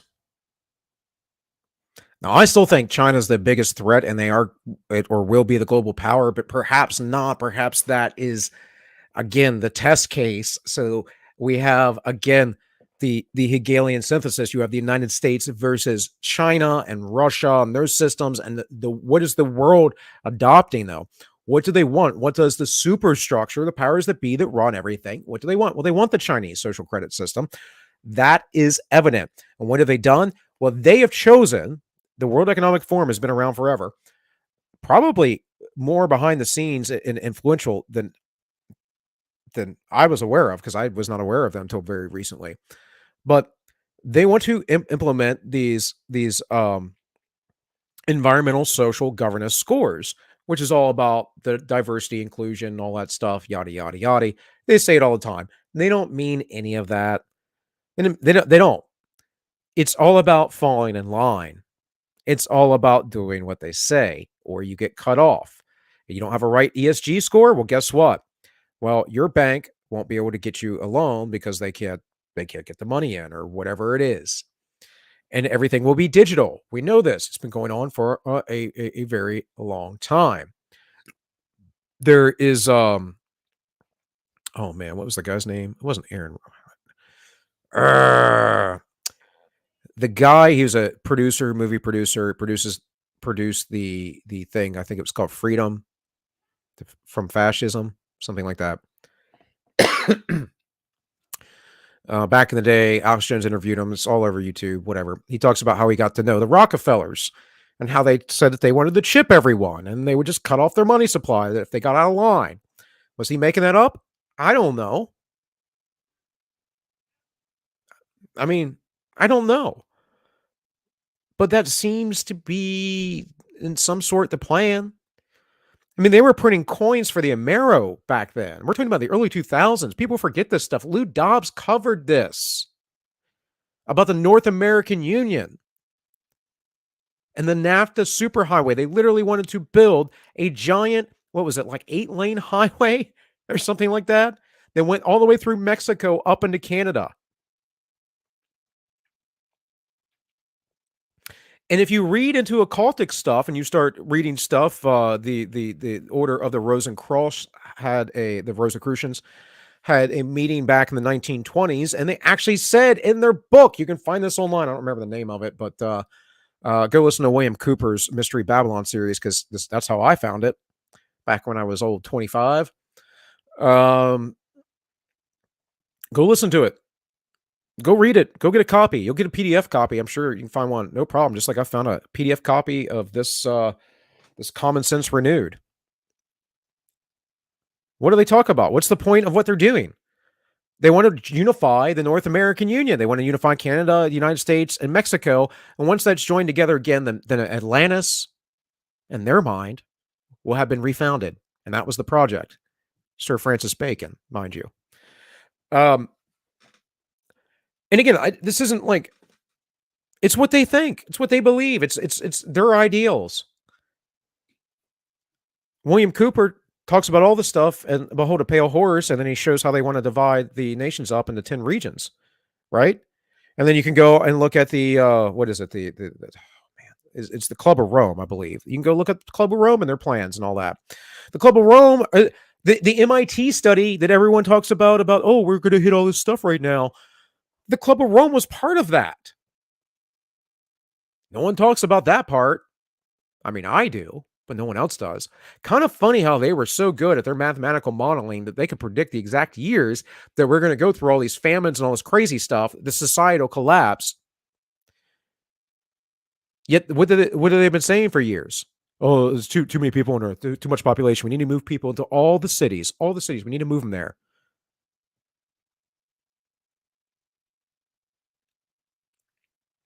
I start saying sustainability. You need to live with less energy, less material.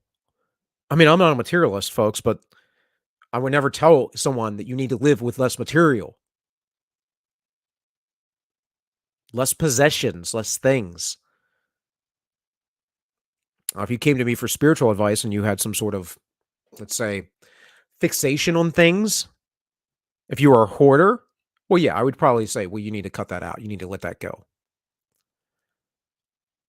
But they're telling us you'll own nothing and you'll be happy and you're going to eat bugs. That's what they think of you.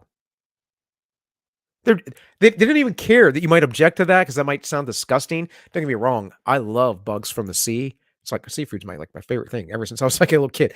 A seafood and some steak, man. I'm like set. I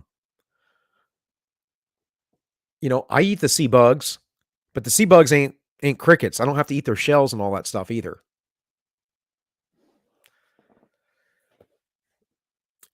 The depths of where this goes, right? This isn't conspiracy theory, right?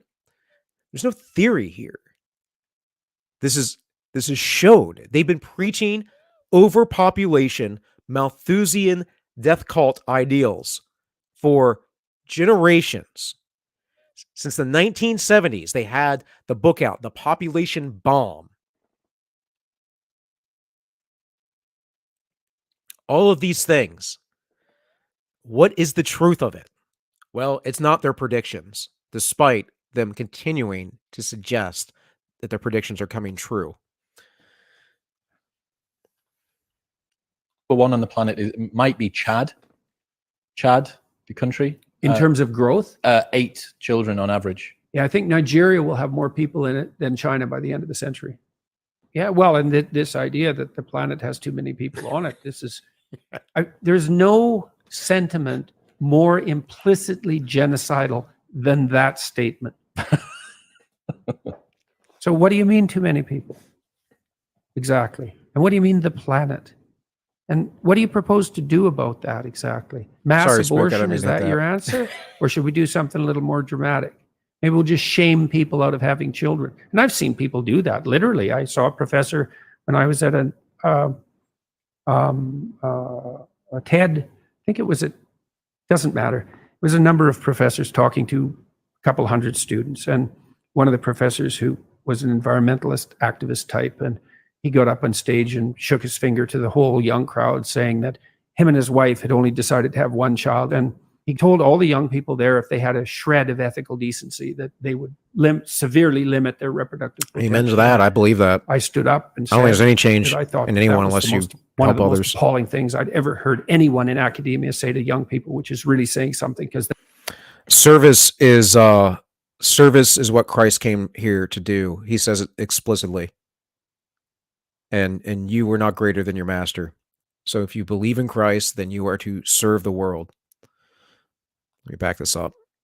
that they would severely limit their reproductive potential. And I stood up and said that I thought that was one of the most appalling things I'd ever heard anyone in academia say to young people, which is really saying something, because they say plenty of appalling things. And it was a very uncomfortable moment, and he huffed off the stage.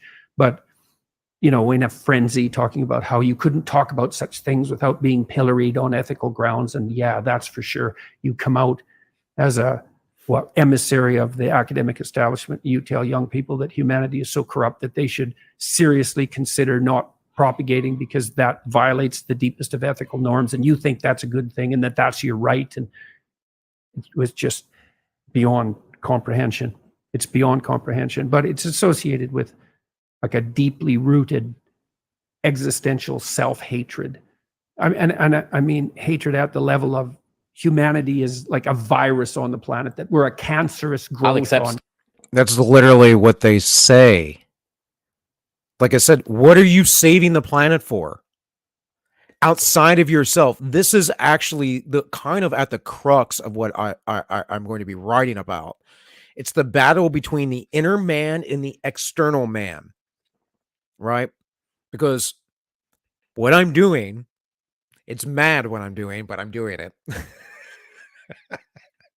It is. It's kind of crazy.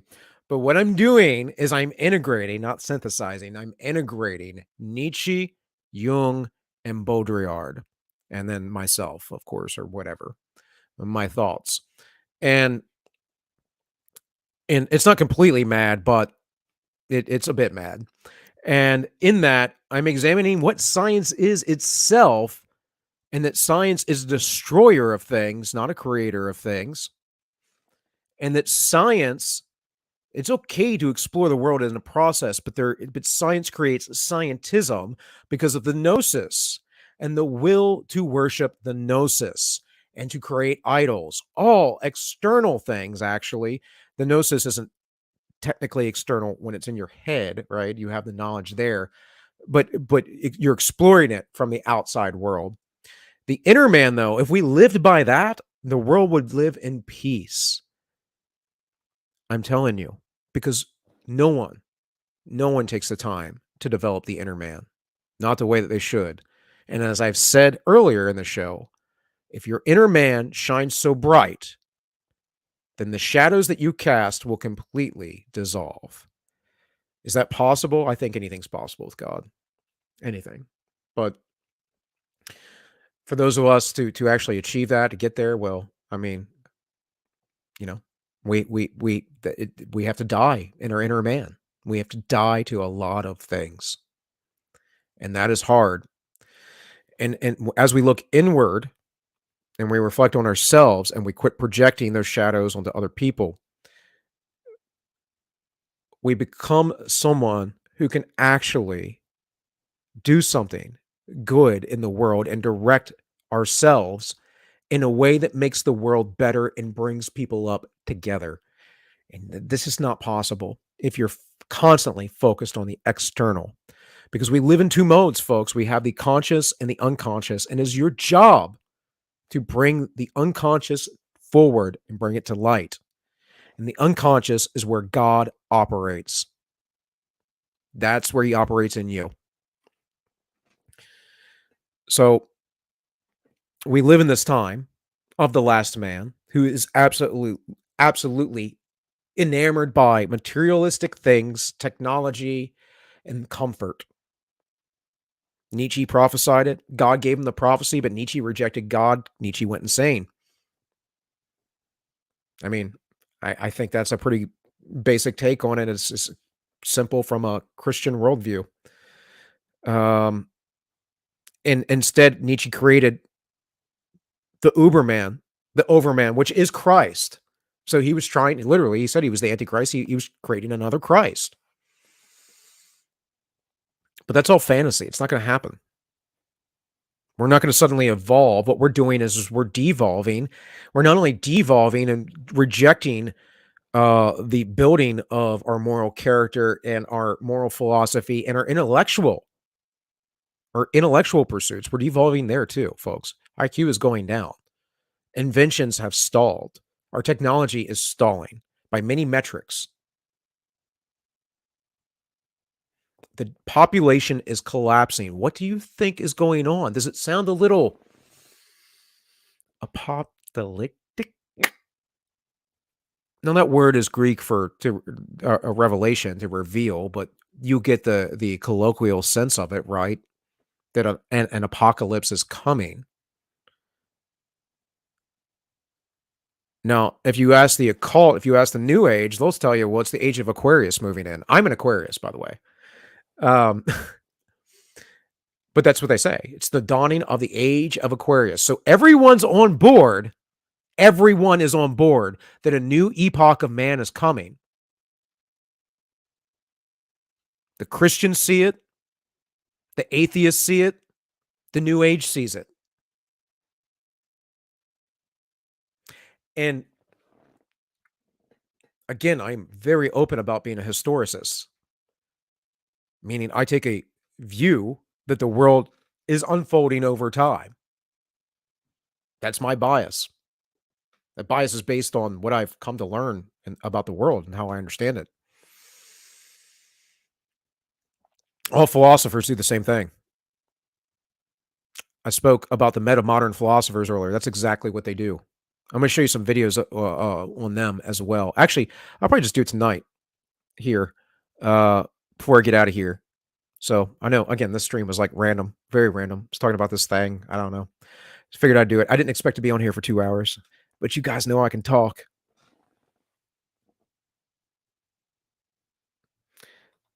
It said don't mind that the leftists are screwing themselves in 60 years. They won't be progeny of theirs in the left. Yeah, I mean, true. Okay, Spook, cool. True. But if everything almost nearly collapses and the people that have all the guns and power and wealth and reserves of their own oil or gas or solar panels and all that stuff, and the majority of people don't, because how much of the population of the world actually can sustain itself? What does the world go to when people can't get food? Now, I mentioned it many a times. Many a times. People eat babies. It happens. It literally happens. They come into your home and they take your baby out of its crib and they murder it and eat it because they're hungry. It's insanity to me. But when you have no morals in the first place, you have no grounding, you have no center, and you've never developed the inner man, what do you think you'll do to survive? What do you think your neighbors will do? And these are the dark things that I don't want to come true, but it seems like they are. It seems like Someone needs to come out of the wilderness and call to you and tell you. And I know there are plenty of voices out there. So I'm not the only one. But someone, really needs to rise up and put this all together. I don't know if that's me. Lord willing. I have no clue. I have no idea. I'm not that arrogant. I'm not like Nietzsche, who thought he was the last philosopher, the greatest philosopher. I don't think of myself that way at all. I don't take myself that seriously. Although what I'm talking about is very serious. Let me get these meta modern videos opened up. We'll talk about that real quick. What? I only have one? What the hell? That shouldn't be going on. Should have 3 videos here. Oh, never mind. I know what I did. Dirt, dirt, dirt, dirt, dirt. I ripped them. You guys can go check out the rest of that video there, of course, on your own.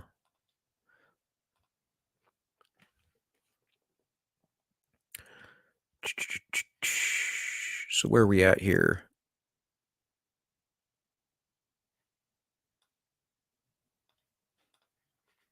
Got to dig through my files, folks.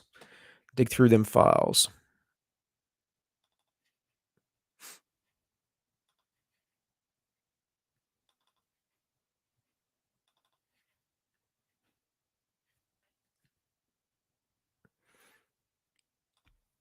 And this is probably the best video to watch, the easiest. Hit the wrong stuff here.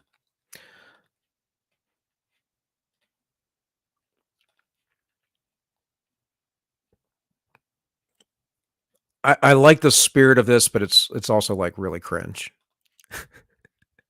You start talking about climate crisis and stuff to me, I'm like, cringe, cringe, cringe. No, you're lying. Not real. We just came out of an ice age. We've been coming at it for 3,000 years or something like that. It's like, get out of here. Well, that was a little ice age. Actually, before that, I think the Younger Dryas was 13,000 years ago? 13,000 years ago. So yeah. Again, get out of here. Get out of here with your dumb cringe. So, you want to know, what's this meta-modern business all about? I read this meta-modern manifesto. Some would call what you endorse to not be modernism, but in fact meta-modernism. A lot of our audience really wanted to hear your commentary on meta-modernism and Hansi Freinat. Метамодерн — это колебание. To get at what meta-modern means, first you have to get a grasp of what traditional, modern, and postmodern mean. Here's a quick crash course. Traditional refers to ways of living and thinking that were long the norm in human culture. Think the Middle Ages. Here, religion is incredibly important, and pretty much everyone understands the world through the lens of religious stories, of this world and the other world beyond. Most people work the land and live in kingdoms run by monarchs or lords. Things don't change much, and that's seen as a good thing. Everything has its set place in the great chain of being. There's a natural order to things. All right. So what they're doing is they're telling you these are the epochs of man. Now, I'm telling you right now that they're the traditional. I don't think that this view is correct. I think that there is an ancient world. There is the traditional world. There is the modern world, because the traditional world is once the church got built up. The traditional world started around the time of the split of the Roman Empire and the creation of the Byzantine Empire. That's when that started. Everything before that I would call ancient. And everything before that is there was a reset. And that is antediluvian, or the Younger Dryas, to use modern terminology. And then before that, we have the primordial. So, and the reason why I specifically talk about the antediluvian world is because there is a whole civilization. There is obviously a whole civilization with crazy technology we have no clue about that existed before modern civilization.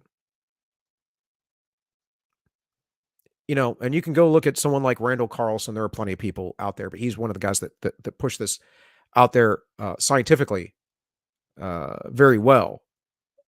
But see, this synthetic society, that's not accepted in science. They accept that the Younger Dryas event happened to some degree, but it's happened over 1,000 some odd years and blah, blah, blah, blah. No, there was an actual cataclysmic event, a flood, and it's in the psychic memory of all the peoples of the earth. Laid down by God, and one does well to play the role they were born into within that divine hierarchy, while seeking their ultimate heavenly reward in the other world after they die. Eventually, though, the traditional came to be replaced by the modern. Modern refers to a perspective based on the critique of traditional presumptions and articles of faith. Think the scientific and industrial revolutions. Religion and its other world notion here loses its unchallenged authority, as more and more people come to understand the world through scientific and materialist models. Most people work in factories, living in cities run by bureaucratic governments. Things change a lot, at an accelerating speed, and this is seen as a good thing. This is progress. There is no social order of things set down. Why does feudal stuff always ignore artisans and freemen? I don't know, man. I don't know. People like to differentiate the class, association is very black and white. It's easier. I mean, I'm no less guilty of making black and white illusions, but I think I do it for dramatic effect, of course. And some things I think are very black and white. Like I think murdering babies is a very black and white thing. Of course. So, yeah. Like society wasn't much different now. Yeah, exactly. It actually wasn't as far as what people did. Although we have more, jobs where people are sitting in front of screens like I'm doing right now. Not that this is a job, but it's a passion project. By God, but the possibility of a true meritocracy in which people can change their own lives for the better.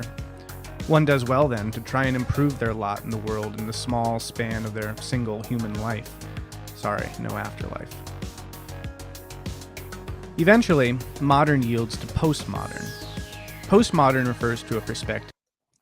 So basically with the modern world, and this is what Nietzsche harkens to, is saying when God is dead, the modern world is the age of reason. It started in the Renaissance, and it is this idea people are starting to think, and knowledge is proliferating because of the printing press, the church is being destroyed, whatever else. This is all like prophesied in the Bible, by the way. It's not like this is some surprise if you like read the scriptures for plainly what they are. And you have some inclination from God, the Holy Spirit and all that stuff of truth. So in Revelation, and I know, and I've heard the case, from people, Michael Witkoff comes to mind that, the Bible doesn't speak to you like Protestants think. No, the Bible does speak to you, but you have to understand that it is speaking to the people of their time.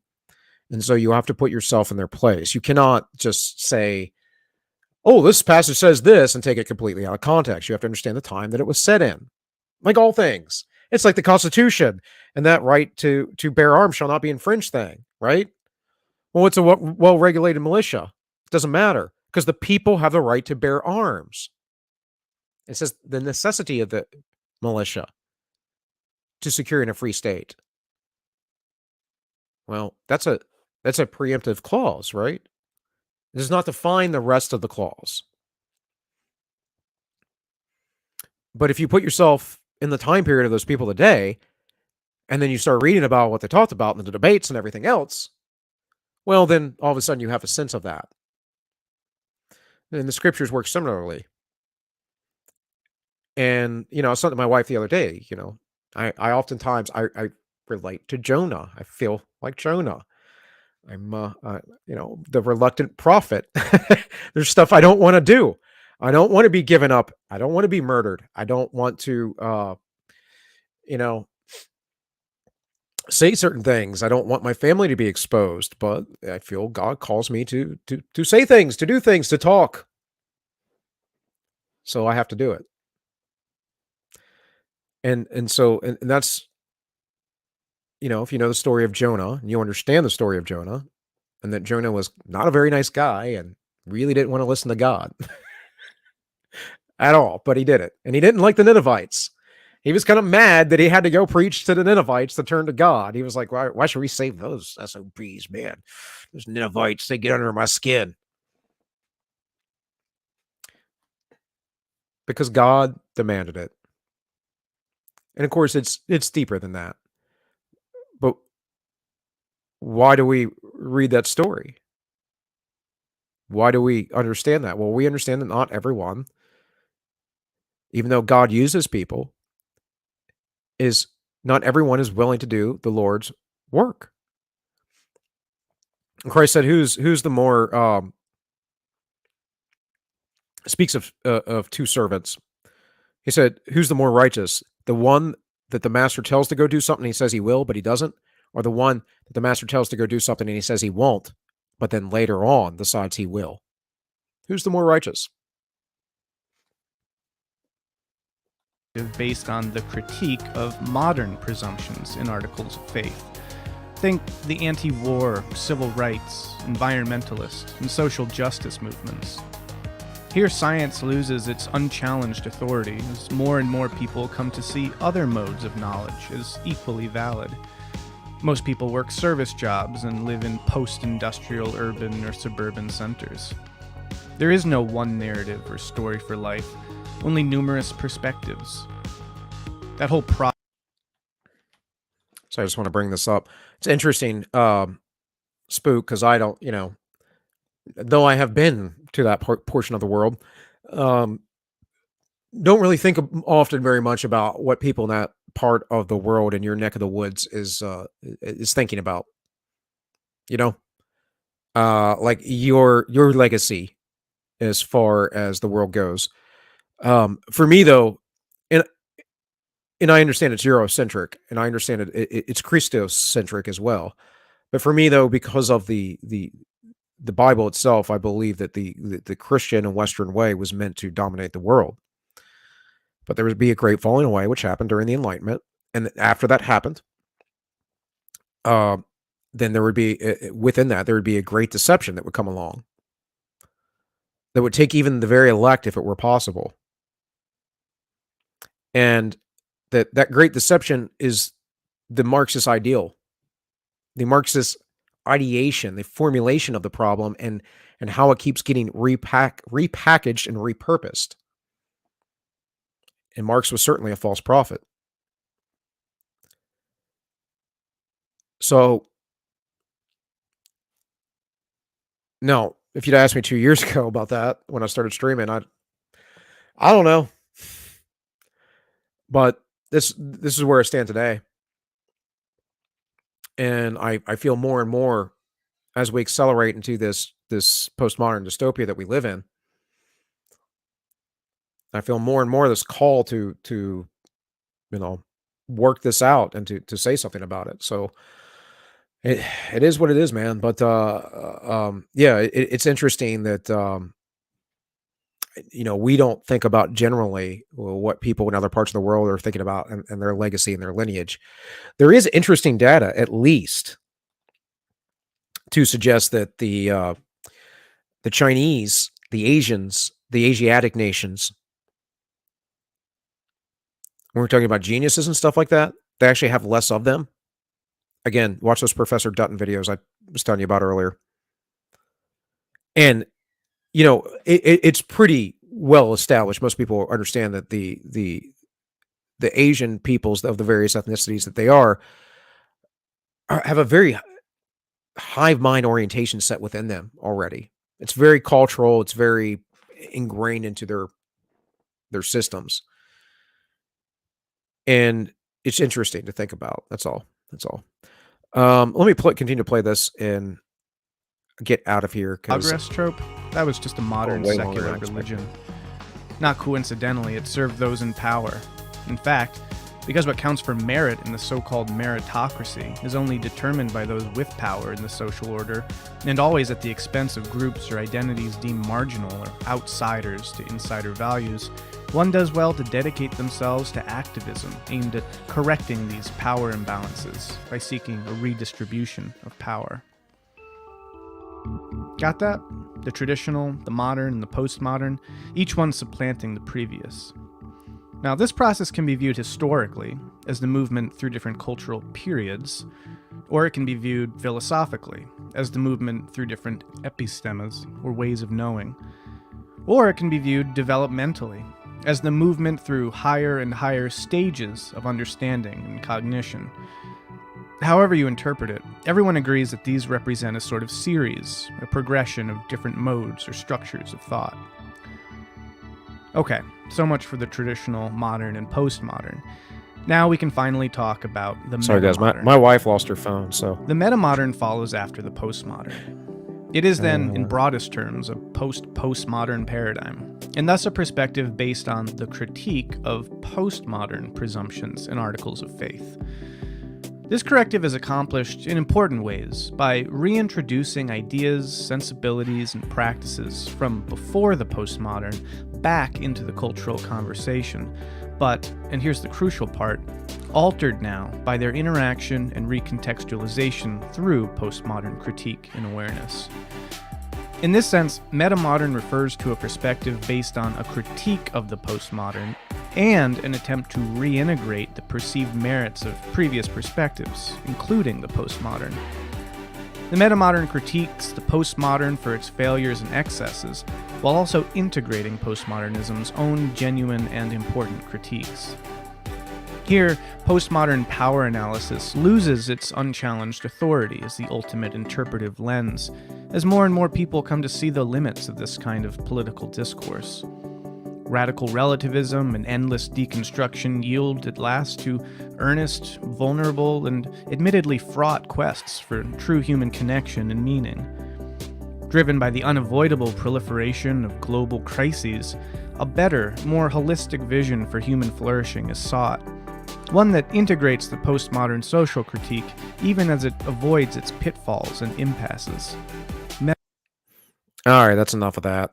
So the real point of metamodernism, I'll be playing some more videos on that on other streams just so you can get a better sense of it. But the real point is to, he says integrate, which again is a better word than synthesize, I think, because again, let's get away from Hegel's cringe.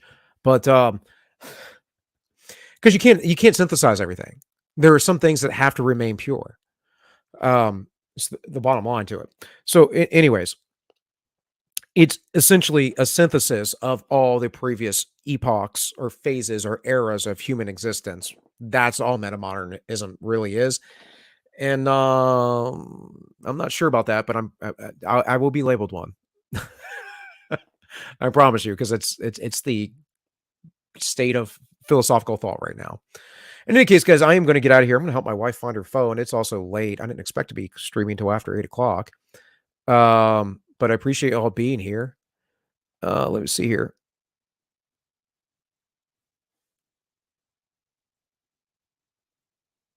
Just reading your comments, Matt, over on the Rumbles. Yeah, man, it's hard. I have antagonism with family members. I get it. Is what it is. We just got to keep striving and doing the best. It's actually the biggest thing that derails people, not necessarily just family members, but just the people around you. And in part, that external affecting your internal is why we have the kind of society that is so broken and so synthetic as it is, so programmable, so easy to wind up and let go and destroy. But with all that, guys, I'm going to get out of here. Love you all. Appreciate y'all being here. This has been All Minus One. My name is Bill, and I wish you all well. Let's see. Let's play something different today. Let's play something different. Here we go. Across the millennium years is crunch time in this whole agenda, crunch time for the human race.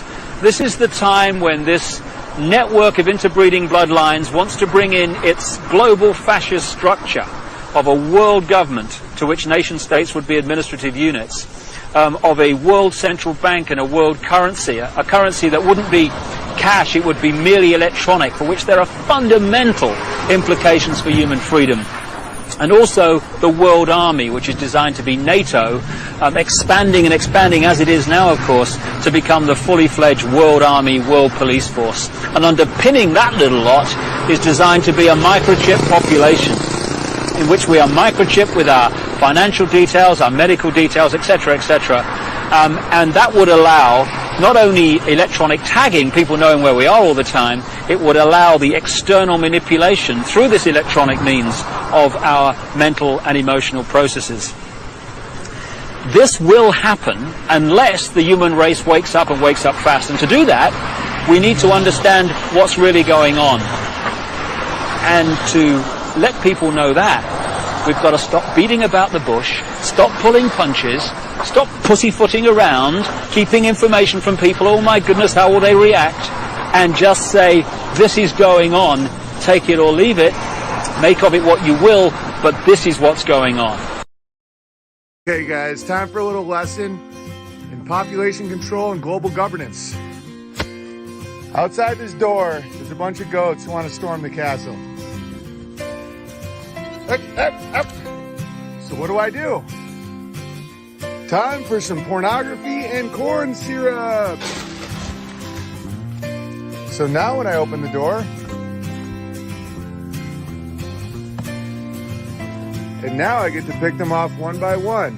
Hey, do you want a loan with that car? 2% financing. And you're stuck. Now I'm behind you. And there's your wealth. You see how control works? Very simple. Student loans, interest on your student loans. I hope all the dining hall meal plans and bisexual experiences were worth it. Because now for the rest of your life, interest on the student loans, interest on the student loans. Hey, enjoying your Hollywood entertainment up there? Interest on your student loans, interest on your student loans. You want a boat? You want a ski-doo? Hey, black goat. It's the blonde goats that are taking your milk, not me. It's the blonde goats. Now get in there. Come on, testes. Go get some testes. Get some testes. Black goats matter. Black goats matter. Yeah, it's that blonde goat out there taking your milk. Now why don't we get you a nice loan?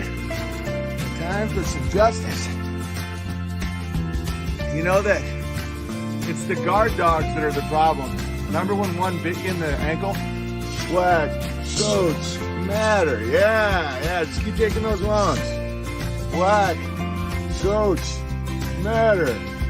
Hey Annie, that black goat that came before you got like twice as much grain over there. Yeah, didn't even pay for it either. Totally taking your grain. All right, let's get to work. Let's make America great again. Hey Gary, you know how I rubber banded off your balls so you'll never get a beard like the Three Amigos? And it's because we have enough goats and I'm calling the population. Well, it's because you're brave and beautiful. And your new name is Caitlin. It's because you're the good guy, not because I'm trying to limit all your population. Black Lives Matter. Make America great again. Black Lives Matter. Make America great again.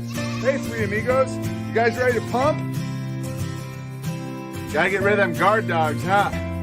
All right, ladies and gentlemen, I hope that was very illuminating. At the end of the day, that's the only color that matters when you're a goat farmer. It's the color of your product. And in global governance, that would be green. It's just the labor, the fruit of the labor.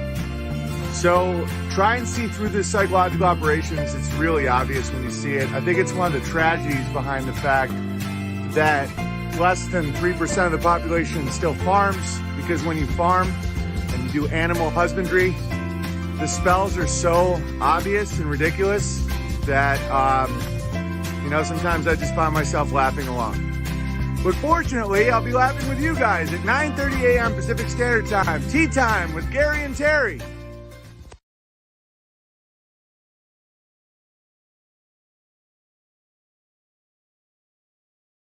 Certain years when we are sitting here, we have an implant in our brains, And I can immediately feel, because you all will have implants, and we measure your brain waves, and I can immediately tell you how the people react, or I can feel how the people react to your arm.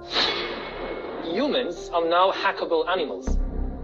You know, the whole idea that humans have, you know, they have this soul or spirit and they have free will and nobody knows what's happening inside me. So whatever I choose, whether in the election or whether in the supermarket, this is my free will, that's over. Free will, that's over. That's over.